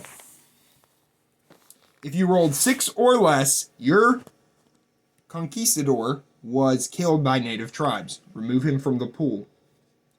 Or your conqueror, if English or French. If you rolled 7 or 8, you failed to conquest. Place him back in your pool. You may try again later. If you roll 9, take the Maya VP and add it to the bonus box, placing your conquistador or marker in the appropriate Maya box. If you rolled 10, take the Aztec VP and place it to the side. If you roll 11, take, or 12 or more, due to modifiers, take the Inca VP. These will not be placed in your VP box, but will instead be placed in the conquest area of the given power who captured the space. Finally, if you had any colonies you played, you may simply add them to your colonies box. If an explorer has taken the Pacific Strait victory points, but has failed to circumnavigate due to a low roll, other explorers may continue to roll until one succeeds. Once one succeeds, he is placed in the circumnavigation box, and this may no longer be attempted. Let's return to the diplomacy phase in more detail. The first part is the negotiation segment. On the first turn of the game, this is limited to the English discussing with the French and the English discussing with the Hapsburgs. During this segment, this is the only time that powers may make private deals. This is also the time during which changes in game state occur. So if two powers want to trade mercenaries or navies or sign alliances, this is the time to do that as a deal.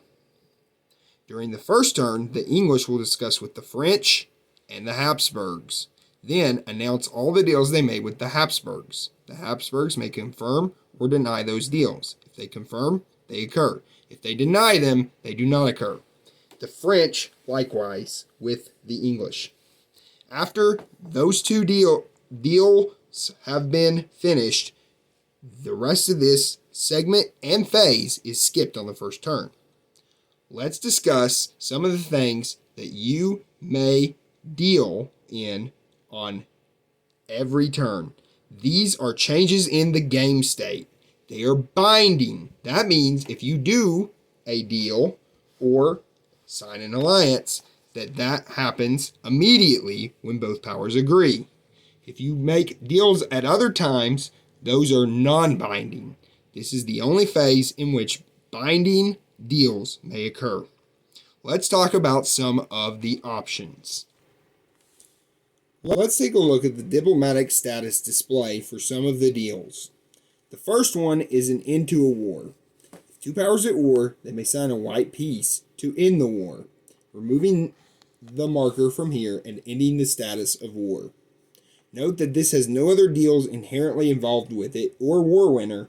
However, the two powers may trade other items if they wish. Note that the Protestants and the Hapsburgs and the Protestants and the Papacy may not sign peace either way if the Schmalkaldic League has been played, and note that they would not be at war if it hasn't. So therefore, these two power groups may not sign peace with each other at any point after the Schmalkaldic League has been played. Another deal two powers may sign is an alliance if they are not at war. We will talk more about the effects and restrictions of alliances later in the video. Let's talk about some of the other things you can do. If you have signed an alliance, you will be able to loan naval squadrons. If the French had signed an alliance with the Papacy, they could loan the Papacy their squadrons. Move it to the nearest home port with a clear sea zone path. Note that this is only one way in an alliance. You may not do trade squadrons both ways. You may also do this with naval leaders. Another deal that does not require an alliance that you may sign is you may return a captured leader to his power. He will go to his capital, or if it is a Protestant leader, he will return to an electorate. Another deal you may perform is you may trade political control of spaces. If any units are in the space, regardless of whose power they are, they will be displaced and political control will change. The restrictions are as follows. It must be a home space for either power that is trading it, or an independent space, or it may be a minor home space. You may never trade your capital. You may yield another power's capital if you've captured it, but it must be back to that power, and then they will take political control of it again. Another deal you may sign is random card draws from another power's hand. Note that this is again a one-way deal. Both powers may not trade random card draws to each other. Another deal you can make is to trade mercenaries from a fortified space. Take the mercenaries out of your space, and the other power will be able to place mercenaries equal to what you traded, up to 4, in their capital. So you may not place them in another fortified space. They go to their capital. If it is the Protestant player trading, it will go to an electorate. Note the Ottoman player has Calvary and not mercenaries, so they may not do this deal. It is, as mentioned before with many other deals, a one-way deal. Finally, if the English are on the ask for divorce space of Henry's marital status, you may ask the papal player for a divorce during the negotiation segment. If he grants it, he may trade for other deals with it, but its only effect by itself is to advance the marker to Anne Boleyn and make another roll on the pregnancy chart for the English. If the papacy performs this deal, they may not ally with the Hapsburgs during this turn. Finally, once all deals have been made and announced, each power will, in impulse order, announce the deals. Both powers must confirm all of the deals. If all of the deals are not confirmed, all of the deals are off and none of them occur. If both powers do confirm all the deals, then everything happens and the game state is changed at that moment. Alright, let's talk about the restrictions and effects of alliances. When you are in an alliance, in order to sign one before you have one, you cannot be at war. The papacy and the Ottomans may never sign an alliance with each other. The papacy may not sign an alliance with the Hapsburgs the same turn that the papacy grants divorce if this occurs. Let's talk about the effects of alliances. First, alliance spaces are friendly. This means you may enter them, walk through them, line of communication, and other effects, as discussed before during other parts of the video. As well, as mentioned before, you may trade squadrons. When you have an alliance with another power, you will defend together. This means if you are attacked, you can defend together. Casualties will be dealt evenly. If an odd number of casualties are dealt, randomize the odd casualty. Finally, once you've signed an alliance, add the allied marker to the display. This will expire at the end of the turn. It only lasts for one turn. The next part of the diplomacy phase is the peace segment. During this time, you will sue for peace if another power did not agree to white peace. If you wish, you may not do this on the last turn. In order to sue for peace, follow the following procedure. You have a choice to sue for peace in impulse order. Going over to the diplomatic display, we see that the papacy and the Protestants, the Hapsburgs and the Protestants, either power may not sign peace with each other after the play of the Schmalkaldic League, not even by suing for peace. In order to sue for peace, you must have a home space captured or a leader captured. The following is the steps you perform when suing for peace. The winner of the war, whoever did not force a sued peace, will receive 1 VP. If the Ottomans were involved, either way, whether they are suing for peace or simply being declared the winner, 2 VPs will be handed out instead.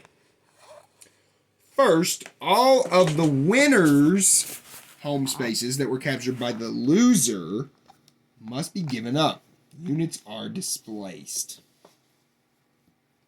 Next, the loser will lose 2 units from a space.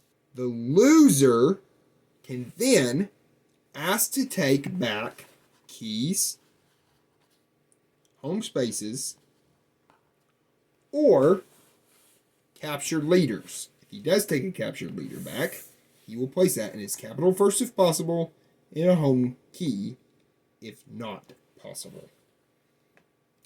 Finally, for each of those things he had to do, he must give up 1 VP. To give up 1 VP, the winner will take this from the supply, not from the player giving up the VP. Or he must give up a random card draw from his hand to get each item back. Then return to the display, removing the at war, and you are now in peace. If your leader was excommunicated by the Papacy and the Papacy is involved in the peace, whether suing for peace or not, remove excommunication when peace is declared. The next segment is the ransom segment.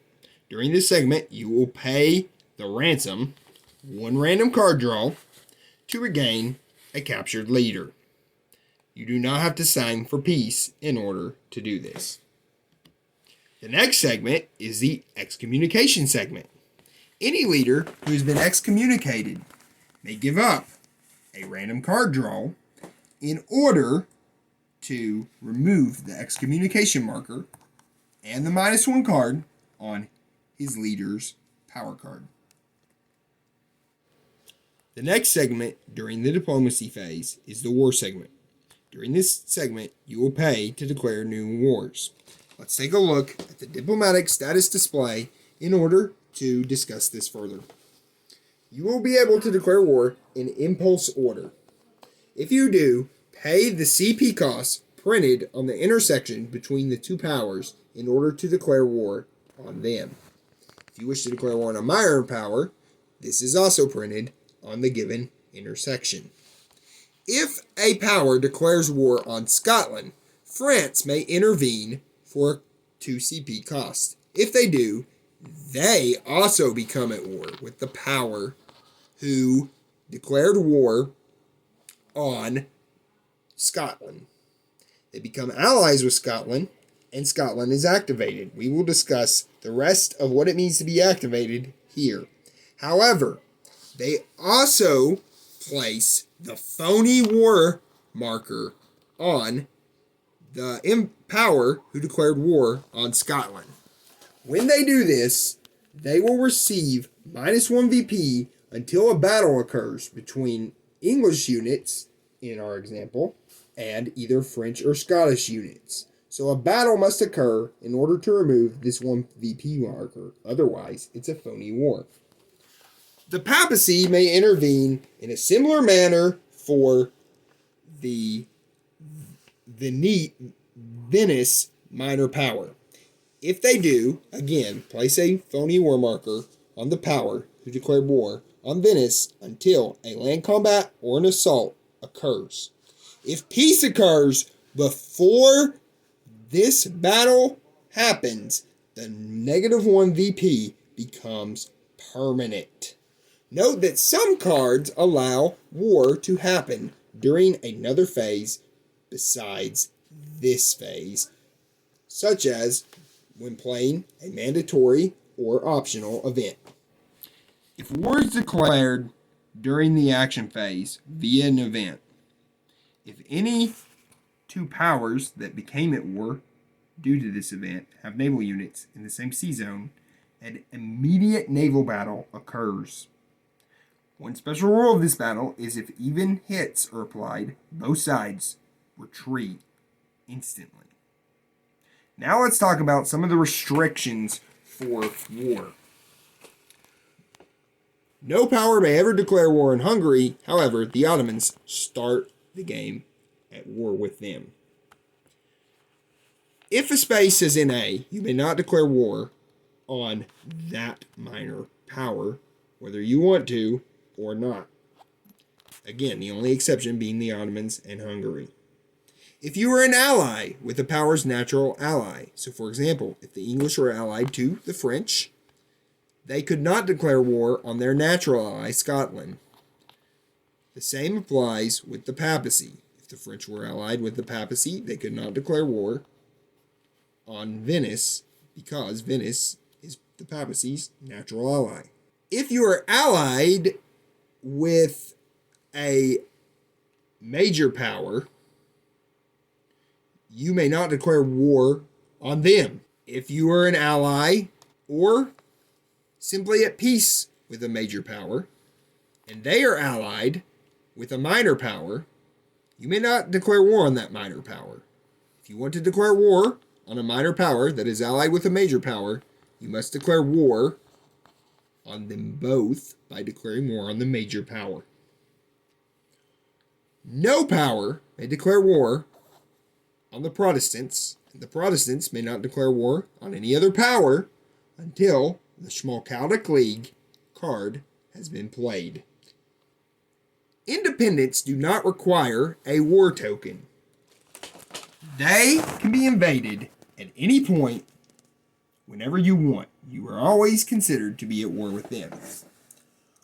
No war may be made during the diplomacy phase if you made peace this turn.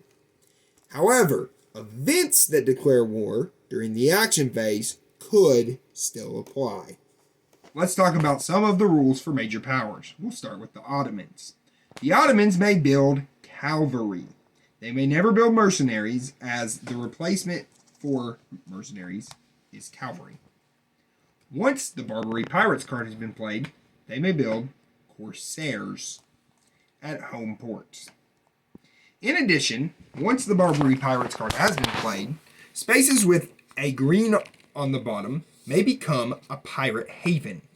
The only unit that may be built at a pirate haven is a Corsair, which may be used to conduct piracy. Algiers is a banned space and may not be invaded, assaulted, or used until it becomes a pirate haven. Oran and Tripoli are Hapsburg home spaces until the play of the Pirate Haven card, under which effects they will become pirate havens and are considered Ottoman home spaces for the rest of the game. The Ottoman player may now build Corsairs in these havens. The Hapsburgs have a number of special abilities, including the ability to play their home card, which allows them to have their CP, but also move their leaders around the map to any of their home spaces without enemies and unrest when their leaders are not under siege or captured. This is a very powerful ability because it allows both free movement and CP. They have two capitals, Vienna and Valladolid, which may be used for spring deployment, unit construction, and other benefits. In addition, the first time they declare war on England after Catherine of Aragon is divorced, they will have a 2 CP discount. Use the price on the right instead of on the left. England's special abilities center primarily on Henry VIII's quest for a male heir. Using England's home card, 6 Wives of Henry VIII, the second ability allows him to advance the marital status 1 space to the right and resolve it's the space's effects. The first time you move it, you must ask for a divorce. So you will not be able to roll on the pregnancy chart in order to attempt to get a male heir. Once a divorce is granted by the Papacy player, or once the card is played for the second time, Catherine of Aragon will be given to Charles V so that it reminds them they receive a 2CP discount on their next war against England. Then, the marital status is advanced. Anytime it reaches where one of the wives has been placed, that wife is taken off the chart. They have a bonus, and a roll is performed on the pregnancy chart. Whatever the roll is, place the wife at the roll in order to resolve its effects. We will talk about each of these effects in a few moments. If both Edward and Elizabeth are born, whether the result is 4 and 5 or 4 and 6, then stop moving on the chart. You may not advance again. The wives include Anne Boleyn. When she is married, the Reformation begins in England. Jane Seymour, who will give you a +1 on your roll. Anne of Cleves. If England and the Protestant players are allied, you may both draw a card. Catherine Howard. England draws a card. And finally, Catherine Parr, who has no additional bonus. Let's talk about each of the effects of the pregnancy chart. 1. Henry is repulsed by his wife. This is a failure. If you rolled this result, place the wife there, in addition to any other result which you get. 2. The queen is a loving stepmother, but unable to have a child. Place them there. If you roll a 3, you still place the wife there, but he gets mad at her. You get to automatically re-roll by advancing to the next one. Roll again in order to see what your new result is. If you roll a number lower than what you've already received, where there is already a result, then you go to that space. So, for example, if I rolled 2, but I already had these 3 spaces taken up, I would advance until a blank space is there. Once I'm there, I will place the wife there. So on a 4, Elizabeth I is born. She will be added to the deck. However, she did not have a male heir, so you may keep trying. Elizabeth can be born after Edward, but once Edward and Elizabeth are both born, stop. If Edward is born, partial success, but if you roll 5, he is sickly. He will die, and Mary will become the leader later on the turn after he rules England. Then Edward becomes Henry's healthy heir if you rolled a 6 or above. This means that Edward will not die. Mary is not added to the deck, or if you already had her, remove her from the deck. Let's talk about the succession in England. If the highest result you have is 3 or less, Mary is the only one added to the deck. If the highest result you have is 4 or less, Mary is added to the deck on turn 6. Elizabeth will be added to the deck on the first turn. Mary is ruler of England. If the highest result you have is 5 or less, Edward is added to the deck on turn 6. Mary will be added to the deck the first turn after Edward rules England. And Elizabeth will be added to the deck the first turn after Mary rules England. Finally, if the result is 6 or more, Edward alone is added to the deck. If Mary is in the deck, remove her from the deck. If Edward is born after Mary is in the deck, then when Mary is played, play Edward instead and add Mary back into the deck on the next turn if the result was 5 or less. If the result is 6 or less, just remove her from the game. The power who received the Mary card draws another card instead. When Mary I rules England, you will notice her card says there's a 50% chance each turn the English card play will be used by the Papacy to burn books and call theological debates in England, and that English armies are Catholic. Let's talk about this 50% chance. The procedure is as follows. First, when the English play the event, their event on their action round, they must wait. They do not declare if it's for the event or CP. If the event is mandatory, they may use it as normal. However, if it is not mandatory, they must roll a die. On a 1, 2, or 3 result, they lose the card. The papal player may use the card as follows. For a 1 or 2 CP, they may burn books in English language zone. For a 3, they may debate in the English language zone.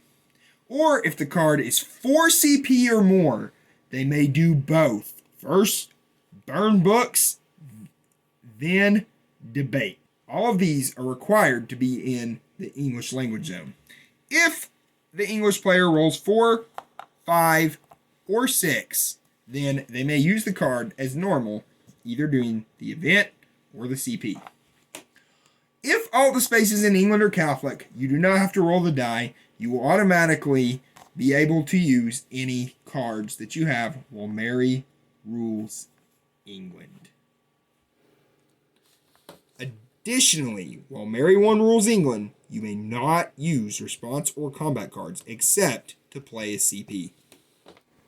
France's special abilities are related exclusively to play of their home card, Patron of the Arts. When you play this card, roll on the chart using the modifiers listed below it. You may earn a maximum of 6 VP due to this action. After you've rolled, receive the VP and the effects listed beside your roll. The papal player's abilities are a wide variety of abilities used for both religious and political purposes. First, the Society of Jesus card allows them to take the Found Jesuit University action. After this card is played, they may take the action whenever they wish, as long as the conditions are met and they pay the appropriate CP cost. Second, they may use one of their home cards, the Papal Bull, in order to excommunicate a leader or a reformer. In order to excommunicate, follow the following procedure for reformers. Place the excommunication marker on the appropriate reformer. Go to the reformer's token and remove him from the map, placing him on the next turn of the turn track. Then come to the religious struggle card and flip his debater, if uncommitted, to the committed side. If you would like to excommunicate a leader instead, you have 4 options. Henry VIII, Francis I, Henry II, or Charles V.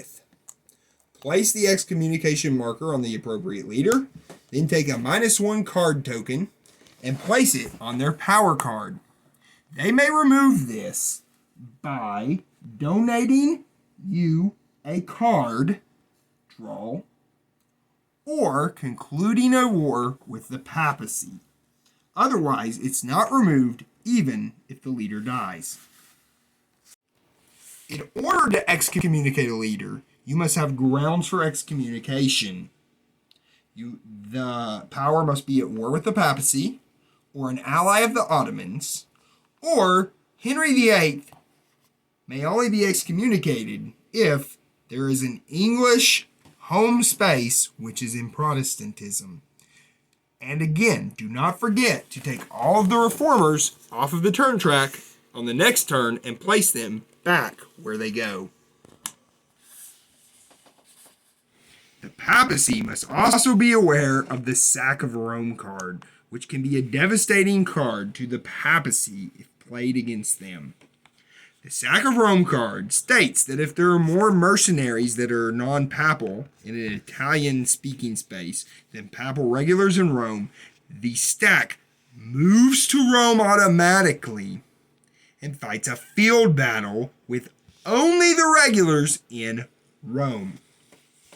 This field battle is conducted as normal if there are except if there are no regulars in the space, the papal player still rolls 1 die. Hits against the attacking army must be distributed evenly between the mercenaries and regulars in the army. Then, if the sacking army wins, they will deduct 5 CP, which is all of the CP here, from St. Peter's construction.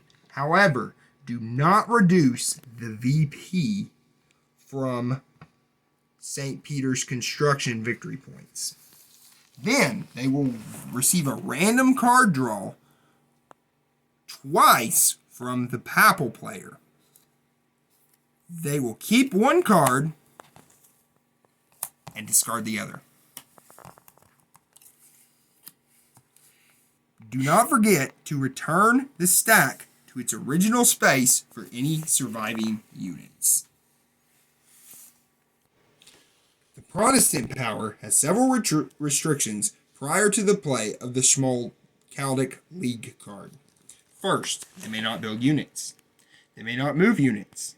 They may not receive mercenaries, and they may not gain political control of any spaces. Other powers may not move into or retreat into electorates, and they may not declare war on the Protestant power. If an electorate becomes Protestant, then take the regulars from the electorate display and place them on the proper space that corresponds to the space which became Protestant. After the Schmalkaldic League is played, which will be automatically triggered at the end of turn 4, then the Papacy and the Hapsburgs automatically declare war on the Protestants for no cost. Add John Frederick to the Protestant regulars closest to Wittenberg.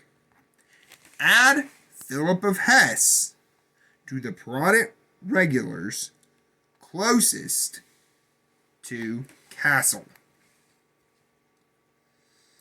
Convert all Protestant home spaces, which are Protestant religion, to Protestant political control. If a space had a fort constructed on it at this point, and it is not an electorate, it will not be converted. Displace all regulars and leaders of Protestant power from any Catholic spaces after this card is played. If you wish to receive the rest of the regulars in the electorate display, you must have both political and religious control of a Protestant electorate in order to place the regulars there.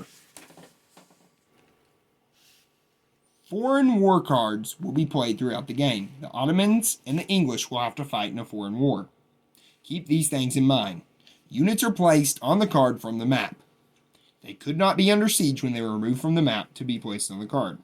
Use 1 CP to fight a field battle in the foreign war.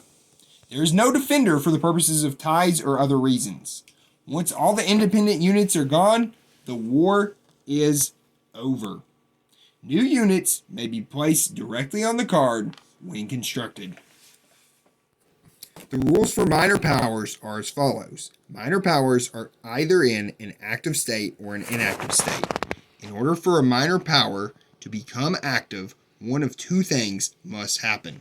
First, the minor power must be declared war on. Then the natural ally may intervene to activate the power, or a specific card must be played in order to activate the power. While a minor power is inactive, they will not move units, but they will defend if attacked. If they are on a fortified space, they will fight a field battle while they have 5 or more units. Once they have 4 or less, they will be besieged. Let's take a look at the activation procedure. First, add an allied marker to the power. If there were other powers at war, remove the at war statuses. Then all the powers who were at war with the minor power may declare war on the major power who intervened if this was an intervention. They may do so for free. If they decline this, all of their units are displaced from minor power home spaces. In either case, the minor power is now activated and is an ally for the party who activated them until they are deactivated, if possible. Let's take a look at some of the benefits of activating a minor power. Let's take a look at some of the benefits of activating a minor power. First, you will take control of all the home spaces of the power using the appropriate markers. Second, the units are treated like your own, except when they are alone, you may not play combat cards.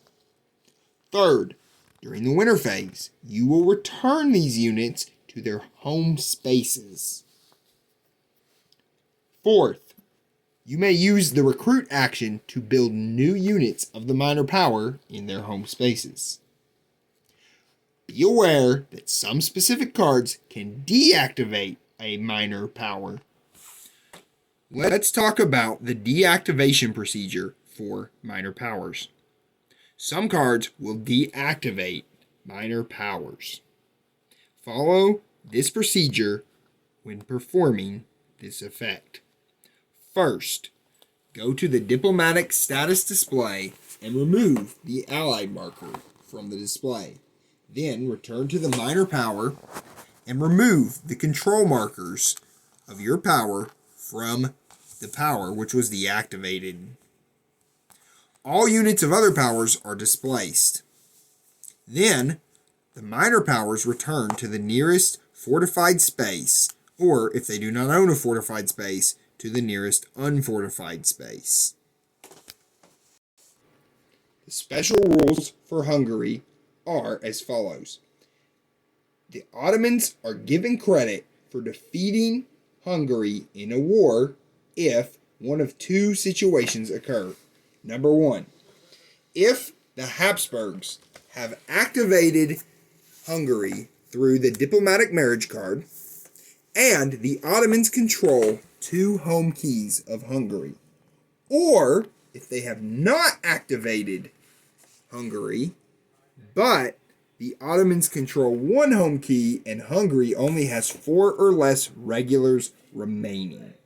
In either case, the following events occur. The Hapsburgs, if they have not signed an alliance with Hungary and activated them yet, automatically intervene at 0 CP. They are now at war with the Ottomans. Hungary can never be deactivated. All of the spaces in Hungary which contain Ottoman units become Ottoman political control. And the Ottomans are awarded 2 victory points for winning a war against Hungary. This is the scenario book. In it are the various setups for the scenarios of Here I Stand. Follow these instructions in order to know where to place the pieces and which cards to use in a given scenario.